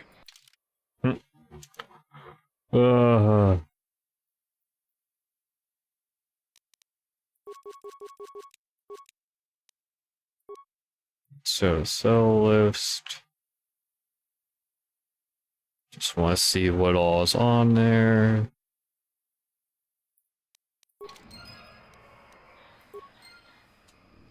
Oh, I spent it buying more of the, What can I do? credits, so... Yep. What? Or, credit. More of the advanced med packs. Credits. Well, they will be used for credits, so... It's not like I'm exactly wrong.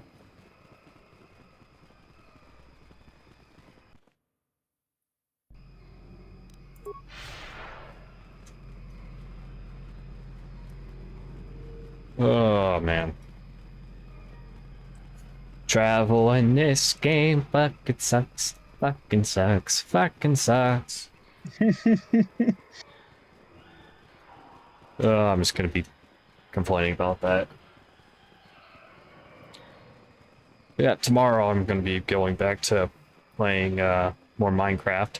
My Minecraft stream's been doing really good recently. Oh, that's really good to hear. Yeah, I've had several regulars who have been stopping by watching them, so...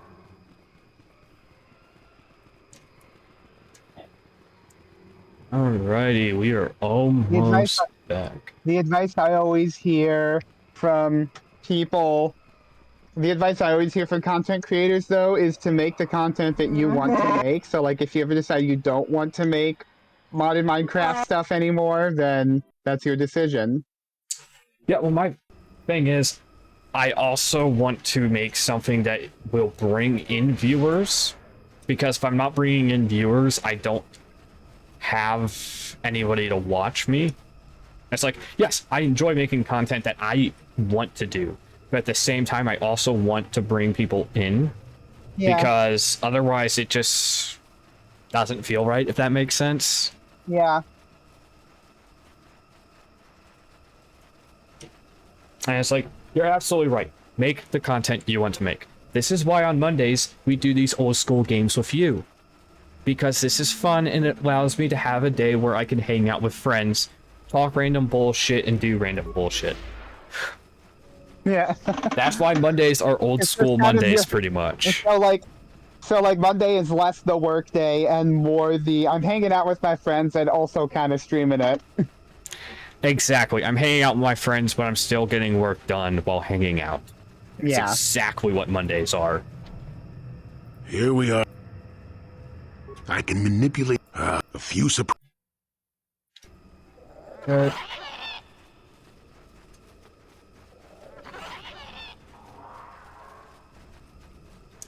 Now we're actually at a point where I'm going to go ahead, put back on, I believe I had the... Yeah, this would be it.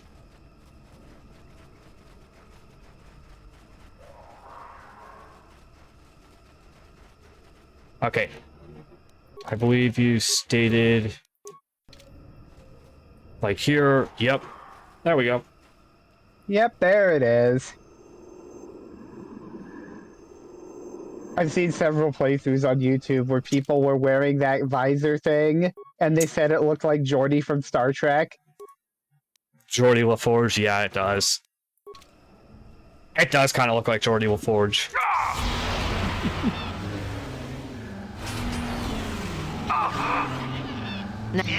There you go. The Force fights with me. Sneak attack, bitch. You shall fall. I'm a rogue. Rogues get sneak attack. I ever tell you I actually pissed off a DM because I was a rogue and I went such a way that I kept just plain getting fucking sneak attacks. And it actually annoyed the fuck out of the DM. If the DM is getting annoyed out of you playing your character well, then that DM should not be DMing. Well, it was less that, it was more of... Me and another guy were trying to find ways to, like, kind of break everything. Oh, so you were kind of metagaming a little bit. We were doing some slight metagaming, and he was not someone who enjoyed metagaming. Yeah. So... But, like, at the same time, if you know what your class's strengths are, play to your class's strengths. That's not metagaming, that's just playing strategically, you know? Never too old for yeah, this. I know, like, I remember, even me being a DM, the first time I actually DM'd a game, I literally got told by, like, the other DMs, yeah, no, you absolutely had a kind of, like, you handled it really well because you got held. You know, I kind of had the hell of one of the guys was someone who everyone knew was fucking chaotic as shit and was one of those that's like, oh, you're going to be dealing with him. Wow, you are damn, you got some bad luck. It's the type of thing that I had, like, I kind of told, like, you handled it really well for such chaos. Because I had a guy who played a plasmoid. Now, you probably don't know what a plasmoid is, X, do you? Not exactly, but I think I have an idea where this is going. Plasmoids are pretty much a slime. They are from, like, one of the space things, like where they do the astral space fang campaigns. So plasmoids are pretty much like they're just oh, hold on everyone, sorry about this. I was picturing one of two things.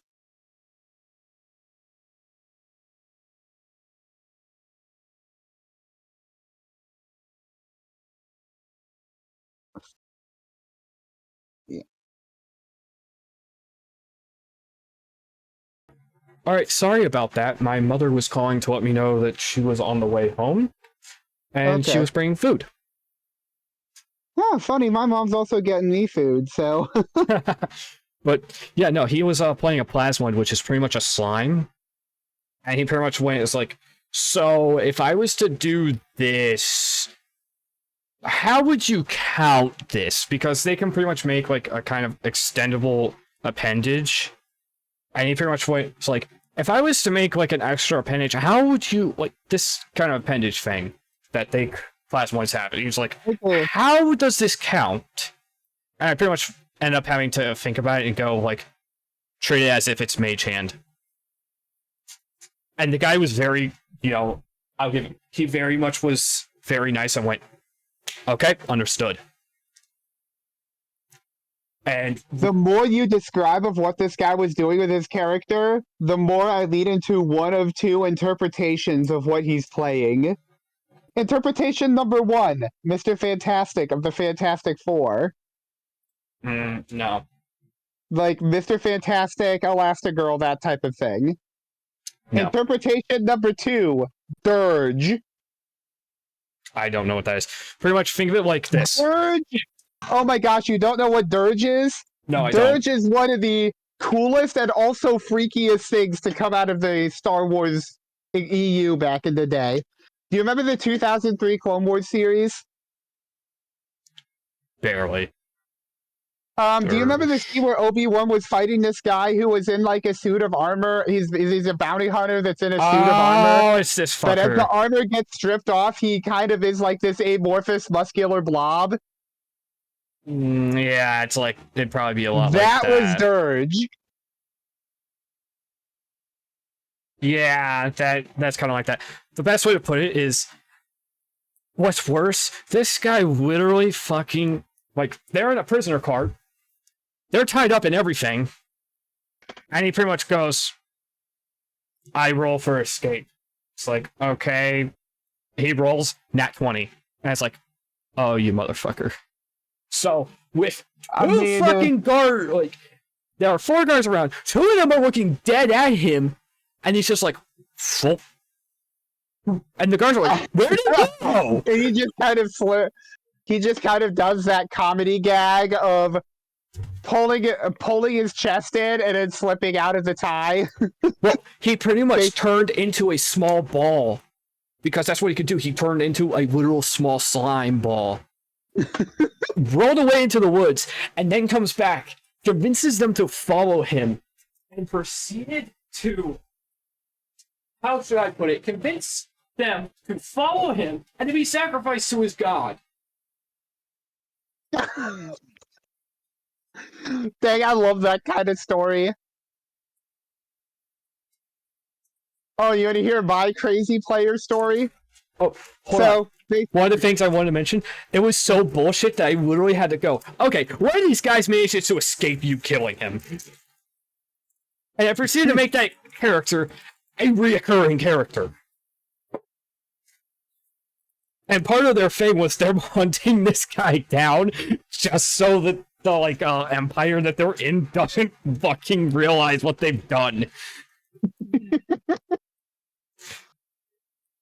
But yeah, go ahead and tell me your bullshit. So my crazy nat 20 story, right? Mm-hmm. So, here's what was happening, right? So, my campaign was based on a map of the island of Sodor. In Sodor lore, there is a Stonehenge-esque structure outside of the city of Kildane that's known as the Standing Stones of Kildane, okay? And so basically what I did is I used a bunch of ghost stories from the show as kind of an inspiration of a cult that worked there, because Kildane is said to have been Sudric for Church of the Devil. Okay. I'll remind you, this is Thomas the Tank Engine lore here. This is Railway Series stuff. This is actually canon within the universe of the books, this Kildane thing, this Kildane town and its background, right? All right. Anyway, I kind of used the ghost stories from the show as an inspiration to create a story about those ghost stories having been the result of cult activity awakening old spirits. Oh, shit. So, here's what's happening. You got 3 characters. There is a tiefling guy who's a true neutral alignment. There is a dwarf rogue who's basically just going around causing chaos. And then the 3rd character is, I think, a dragonborn, I think it was. Anyway, they get to Kildane. Standing stones are at the top of the hill, right? And they can tell from miles away that there's something going on up there, right? Well, anyway, there's a group of there's a group of warlocks guarding at the bottom in case anyone should try to interrupt whatever's going on. So here's what happens. Dwarf Rogue charges straight in. Now, Dwarf Rogue, being the guy he is, if you've met this guy, you'd know who this is just from me describing this. He's a Leroy Jenkins type, huh? He made it exclusively clear that on the train over, as they were asking people about local legends and stuff, that he ordered buffalo wings on the train over. Okay. Okay. So they get there. And of course, now, you know, buffalo wings, hot wings, that kind of stuff, right? Oh, no! So, what did you... So, first off, the tiefling sits back on the ground and uses his illusion skill to cast a scoreboard and starts narrating the ensuing fight like it's a spectator sport. All right. Okay. The Dragonborn person, who's the archer, gets a high roll on stealth and is able to sneak past, but the Dwarf Rogue is basically fighting. What does he do? He goes and hides in a bush. The Warlocks follow him. Not only does he moon them, he farts in their face. No! What if said Warlocks rolls a nat 1 on the Constitution save and vomits?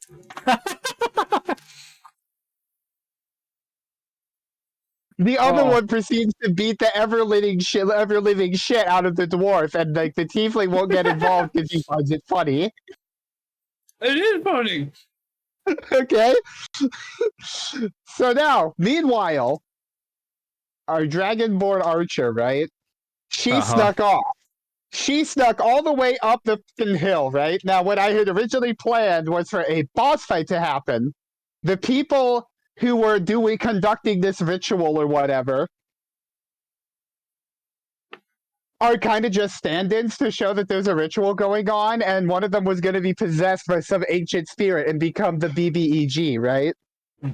Well, Dragonborn girl decides she's going to break it up immediately, fires her arrow, rolls a nat 20, max damage roll, kills the guy that's leading the ritual, and destroys his amulet in one shot. Oh! I'm like, come on!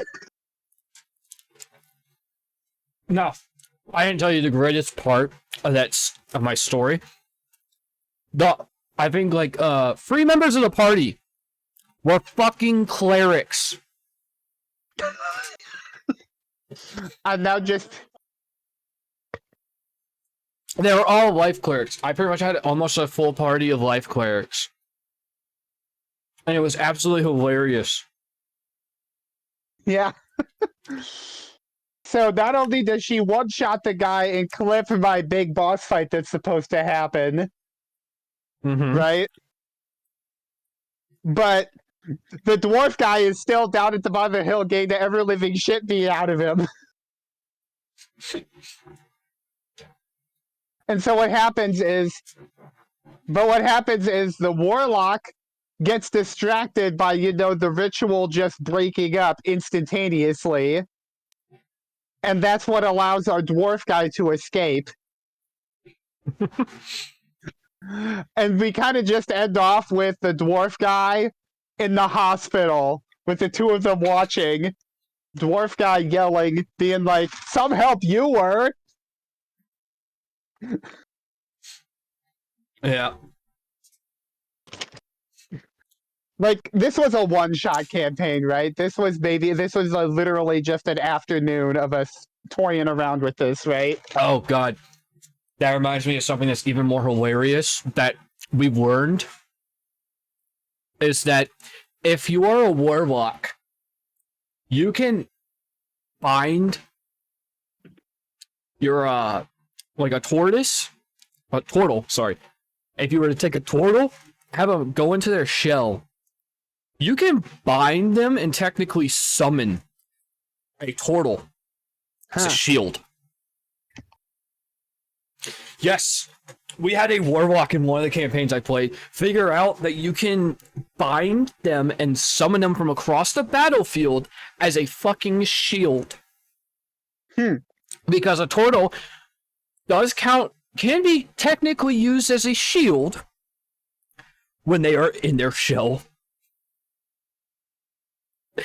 And I just remember the DM at that one just kind of head in hands, it's like, oh, okay, this is gonna be real interesting. We also had someone proceed to try and steal a it was a silver pipe. It was an incense pipe from a church, and they tried to steal it. And they said, "I'm going to smuggle it in my unmentionables." Girl, meaning I'm going to be sticking it down my bra. Yeah. DM just smiles and goes, "No. You said unmentionables. That means you left it up to me. You stick it up your ass." And so they proceed to get caught, and the fucking priest is there, proceeds to walk in, tieflings on the ground, stuck with a incense pipe stuck up their ass and not able to get it out. That was rather amazing. You know what I would have done for them sticking it up their ass? I would have had them roll a Constitution save to see if they could actually get it there, and a Strength save to see if they could actually hold it there. And then make them do a Strength save when they get out to see if she can actually pull it back out. Yeah, I think there was just like one check to see if it would go in, and it's like, that's stuck up your ass. And that's now like halfway sticking out. So the priest just walks in and has this like, "Are you trying to run?" It has. So I think our cleric had to literally heal the person. What's hilarious, in real life, those two characters, the two characters there, in real life, the players were siblings. Oh, so it made it even better because her brother is just like, I have to now heal you from this pipe stuck up your ass. Yeah, that was rather amazing. I'm going to be right back. I need to take some food out to the kitchen. All right.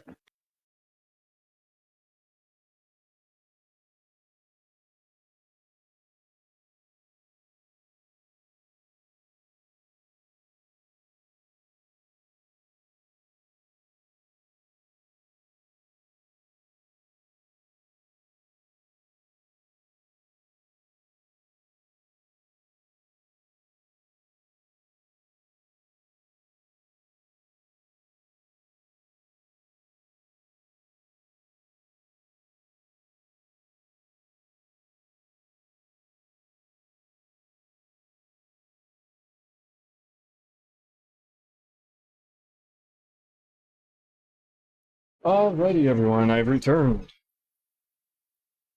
Now let's go through and let me select this final power. I believe this is Joey. Let's see. Stasis. I don't remember how stasis works. Isn't it stasis? If you're in stasis, you can't take damage. No. No?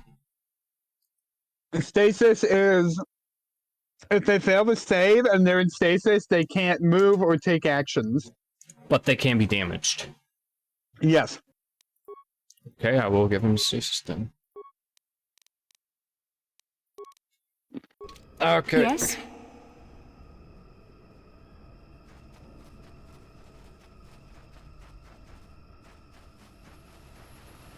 And orange swoop.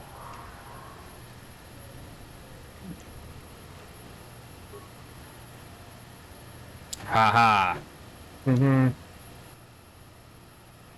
Data, nothing. I found their bikes.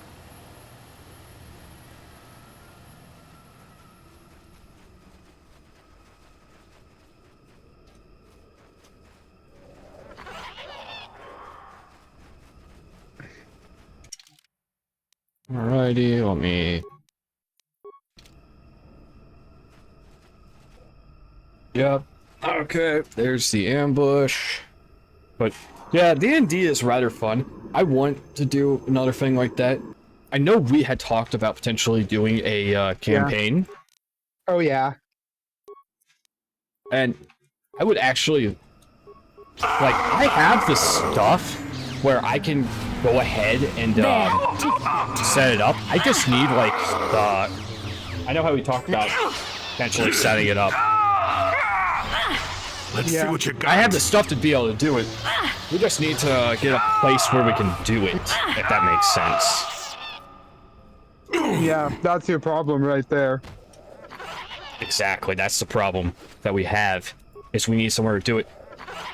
Here, I know one of the things we had talked about was like, oh, we could just kind of like go outside and like, yeah, cool, I just need to get a canvas tent.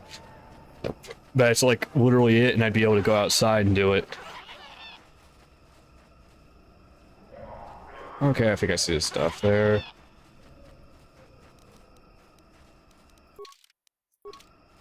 I'm here. Got some heals. Joey needs it.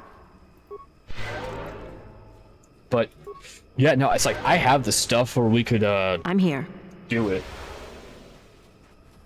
I even have one of the, fucking campaign books that would be fun to do. Place device inactivated. You have interrupted our hunt, interloper. The inhabitants of this world could do little against us, but you appear to be a threat. Our training here will continue without your interference. Question. Do you prefer the Mandalorian Neo Crusader armor like what these guys are wearing? Or like the movie era Mandalorian armor? Ooh! Movie era. I like the movie era. It's got a bit more style to it. Don't get me wrong. How should I put it? Neo Crusader is nice in that there are some really cool aspects to it.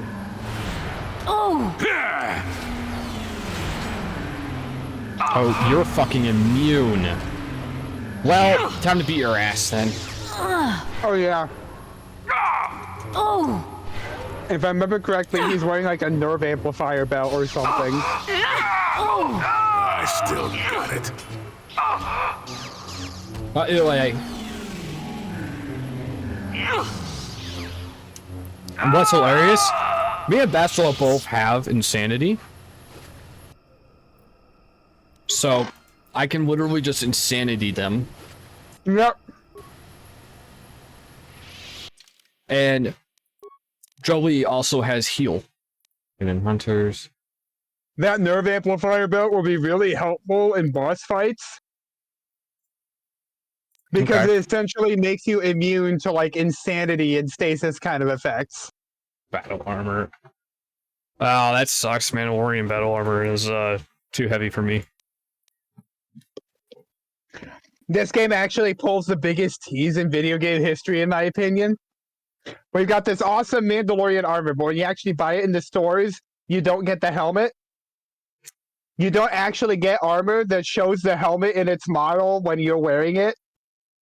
Until Rakata Prime. Damn, that's dickish. Yeah. Or there's like the Iridorian armor, like what the one mercenary on Manon wears that you can't get at all.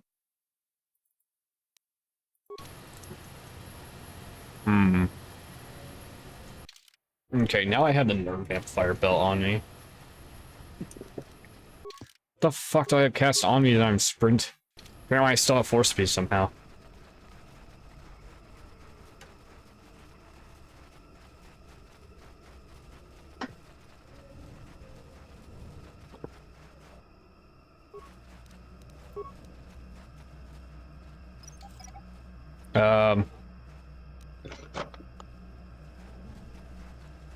Don't think I'm meant to be here yet.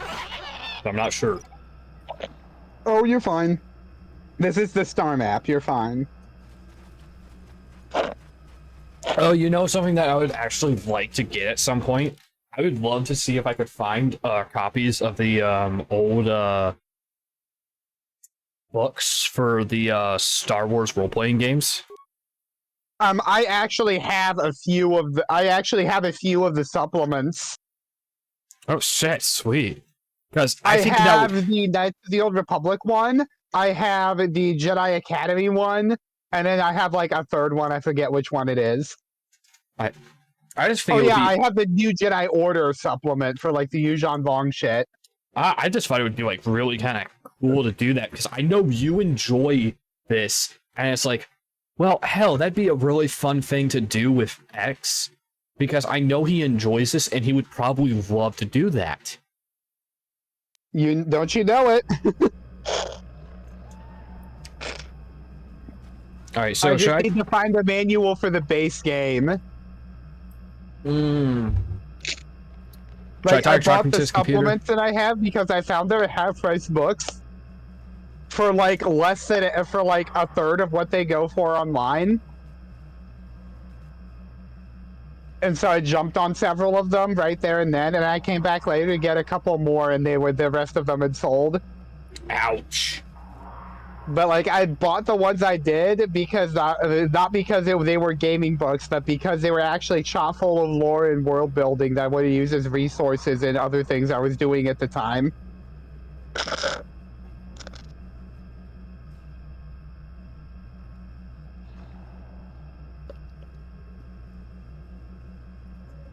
You still there?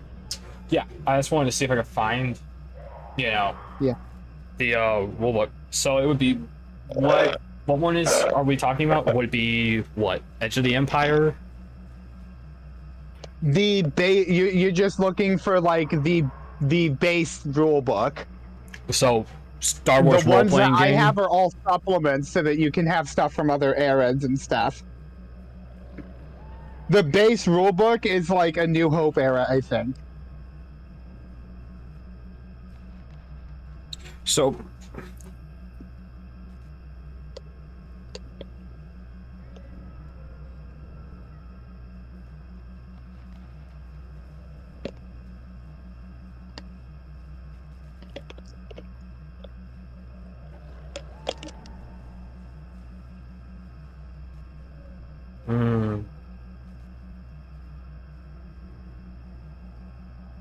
So everyone, I'm like looking to see if I can potentially find it while talking. Life forms detected.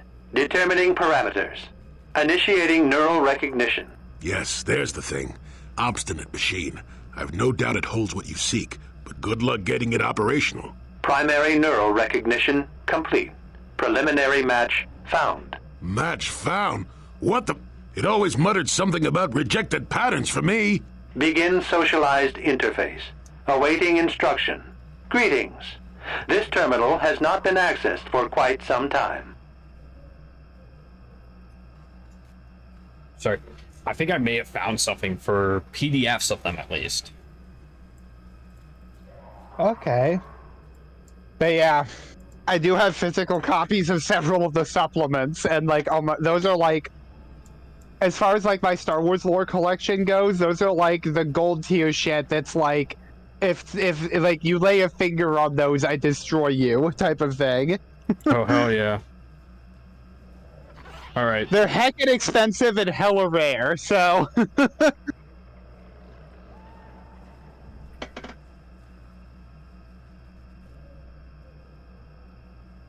So we want a Star Wars role-playing game, huh?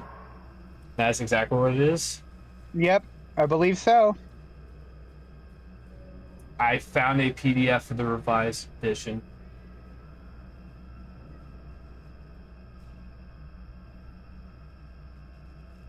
The Star Wars role-playing game revised. Yep, I found the PDF of it. Oh, sweet.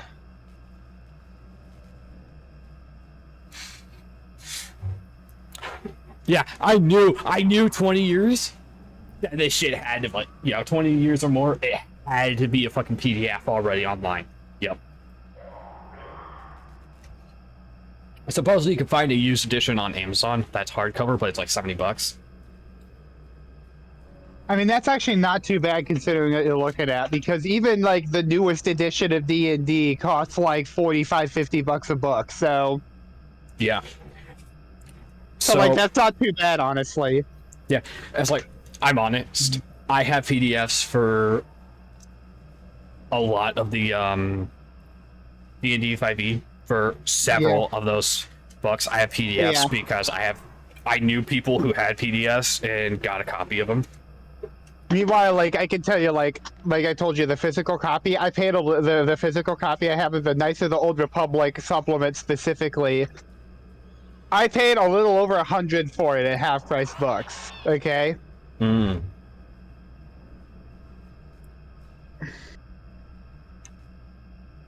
Okay, why have you nudged me? Error. Subject displays unfamiliarity to environment. Behavioral reconfiguration will be needed before access. I am sorry. So let's see. I did not mean to confuse you. I will answer questions to the best of my programming limitations. Yeah, I found some thing that had a list of PDFs that I will go through later, and I will. Okay, they're not as expensive as I remember it being, but like, I paid like a shave over $100 for my Knights of the Old Republic campaign guide, right? My physical copy. Oh, okay. Okay. I'm seeing the ones on eBay going for between $200 and $225. Damn. And there's one for almost $300. Damn. Well, fucking eBay. So yeah, yeah. Yeah, if anything happens to those, whoever is responsible for what happened to that, I will destroy them. Yeah.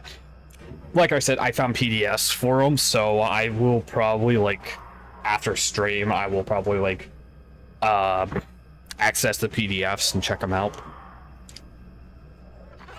I mean, the fact that I have a physical copy is, like, the crown and jewel of my Star Wars collection currently. Oh, I have no doubt. The fact that you have the physical version the is fact awesome. that I have those supplements, that's like the crown and jewel of my Star Wars collection right now.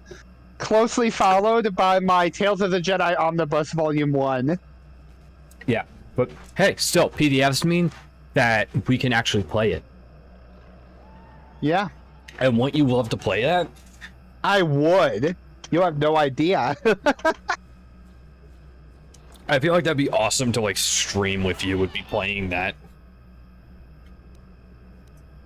Accessing, yes. I would love to do both ends of it, right? I would love to be a player in that game, but I would also love to be the DM in that game. I feel like what would be the best thing to do is have you be a DM first, and then, you know, have you eventually be a player. Because have me be the DM first because I'm the Star Wars nut here? Exactly. If I was DM, you'd be dealing with fucking Mandalorians out the ass. I enjoy Mandalorians culture so much and all that I would be throwing in so many Mandalorians. Yeah. Your request. I mean, I'm also the type of guy that would find a specific aspect of the lore that I love for its realism, but hate in world, if you know what I mean. Yeah. And then just trying to make you beat the shit out of it. Yeah, I know it would be, like, absolutely fun to do that. So I will check, like, over those PDFs. Yeah. And I will see about potentially making, yeah. I might see about potentially making copies of the PDFs and sending you some. That would be awesome. But yeah, I will actually also see about potentially being able to put together something to allow us to be able to stream it, because that would be so awesome to stream that. I mean, I also am not above just, like, lording to people over Twitch that I have physical copies of this shit. Yeah, technically, PDFs, you could technically print off a softcover edition, paperback. Well, like, I'm talking about, like, the fact that I have the official original hardcover release of this shit. Yeah, I know. I also, like I said, I saw a hardcover for the core rulebook on Amazon for, like, $70. Yeah. I mean, that, again, that's not too bad considering what you're looking at. But at the same time, like, as far as my Star Wars collection goes, that shit is the equivalent of, like, in terms of my model trains, that's the equivalent of, like, my Rapido Sterling single Bachman Collectors Club Fairburn tank kind of stuff. Yeah. Okay. Or, like, the fact that I have, so, like, the old Marvel Universe action figure line, I have both variants of Vision from that, from the original run of it before it had a brand change. Yeah. Like, before it had a branding change. So, like, the original Marvel Universe action figure line Vision, like, that thing goes for hundreds on eBay. Well, mostly. Like, the vast majority of the listings you see for it will be, like, $200+. But occasionally you get super stinking lucky and your brother stumbles upon a listing for both variants for like $15 including the shipping. Oh shit, I forgot. So, updated PDF compilation for Okay, Core, Revised, and Saga.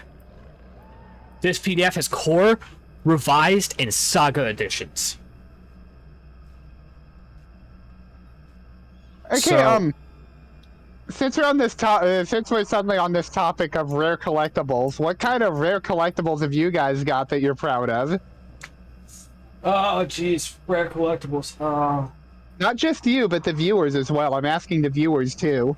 There aren't many viewers, so... Oh, one of them.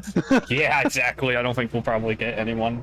But, yeah, no, like, geez, if I had to say rare collectible that I have would probably be, I have a Green Goblin statuette from 20 years ago. Oh, that's cool.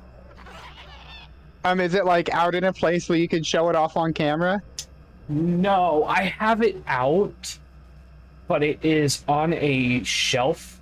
So you know my office, yeah. You know the built-in shelves? Yeah.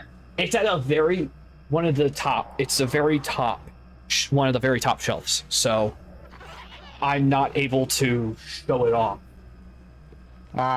But right next to it, I also have a collector's edition from one of the Hobbit movies. They gave a collector's edition out. And I have a collector's edition from that includes the two bookends that were the statues. You know, the dwarven statues from the Hobbit. Are you talking about the ones on either side of the river in Fellowship of the Ring? No, or something else? The Hobbit, not Lord of the Rings, but the Hobbit movies, like the one with Smaug. It's been a while since I've watched those, so... Right. There were, to the doorway into like the old dwarven home, there were two statues, like two dwarven statues next to the doorway. That were these giant things, and they made bookends that looked exactly like them. And I have those on the shelf next to the Green Goblin statuette. But I also have another thing. It's not exactly rare, but it is very, it is something I'm very proud of, is I have a statuette of Johnny Silverhand from Cyberpunk, and this is the Cyberpunk 2077 version. But I have a statuette of Johnny Silverhand, and it is one of the things that I fucking adore, is this statue. That is really cool. Was Cyberpunk the one that had a controversy because you could customize your dick? Yeah, it had the problem of dicks for clipping through clothing. Oh, why that I did not hear about. Yeah, there was a problem with some of the things, and you would literally get like sometimes in the mirror, you'd go into the mirror and suddenly your character's naked. It's like, why is the character naked? And it's just like, because the clothing didn't render. So, yeah. But yeah, no. In that game, you could customize dick size and even the way the auroras on breasts looked. I kid you not. But, yeah, no, my Johnny Silverhand statuette is probably the thing I'm most proud of. And, God, I think that was like $70 or more. But no, the rarest thing I probably have is that Green Goblin statuette, and I even have the certificate of authenticity. And it's one of those that is like, this is so-and-so production number of so-and-so production. several of my model trains are production runs like that. Like the Sterling single, like they only made so many of them, but they didn't do that certificate of authenticity thing with those. But I have a few that did. My Collectors Club Fairburn had that. And my, let's see, my model of Silverlink is specifically from like the 2015 Silver Jubilee Anniversary Edition, of which they made all 4 of the Silver Jubilee locomotives in a run of 1,000 each. And my Silverlink is one of those. And then let's see, my Flying Scotsman, my U.S. Tour Flying Scotsman was like a run of 1,500 with certificates. And the Dublo present day Scotsman I have is one of those certificated limited editions. Trying to think of any others. So, okay, so this PDF for this stuff is for all free editions of this. Of the Star Wars role-playing game. It is, I compiled all the physical and online publications for all free editions. And also some general resources that are, edition agnostic. Yeah.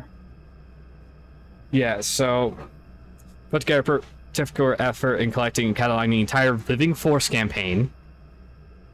Make it easier to play through the entire campaign, including the articles in chronological order. Damn. I'm also made the file name more consistent, edit PDFs that fix incorrect page sizes. Wow. What's hilarious is everyone is going like, thank you, thank you, thank you, thank you, thank you. But yeah, no, looking at it, here is core source books, Patient Feast, Secrets of Naboo, Tatooine, Dark. Hey, you know how you talked about the new Jedi Order? Yeah. New Jedi Order source book. So this is not the Jedi Order source book. It's the new Jedi Order that is like the new Jedi Order source book is for like the new Jedi Order book series with like the Yuuzhan Vong invasion. Yeah, let me know if you saw the camera. I did not. Okay, I will show it off one more time. That's the one. That's it. Yeah, I've got the physical copy of that. Darkside source book, Starships as a Galaxy, Secrets of Tatooine. They've got all the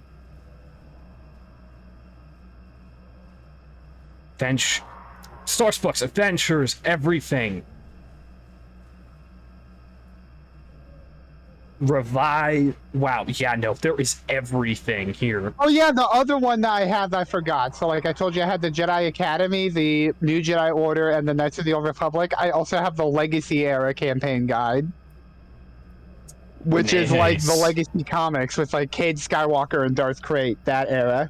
Nice, but yeah, no, I did find something so that we can put together a campaign for that. Oh yeah, that's awesome. Yeah, I'll make sure that after the stream you get copies of those PDFs. Okay. Information unavailable. If you have further questions, ask them now. Okay. Evaluation commencing. Result will be compared against the pattern in memory. Just act like you should. You travel with a Wookiee and have encountered So basically the answers for this, when you're playing Darkside, you just gotta pick the thing that is the most tactically practical with no regard for the civilian life at stake. Call Zalbar a traitor, and he will serve 5 years, while you serve none. He is offered the same deal. Pick the thing that is the most strategically and tactically advantageous, what do you do? taking zero account of civilian lives.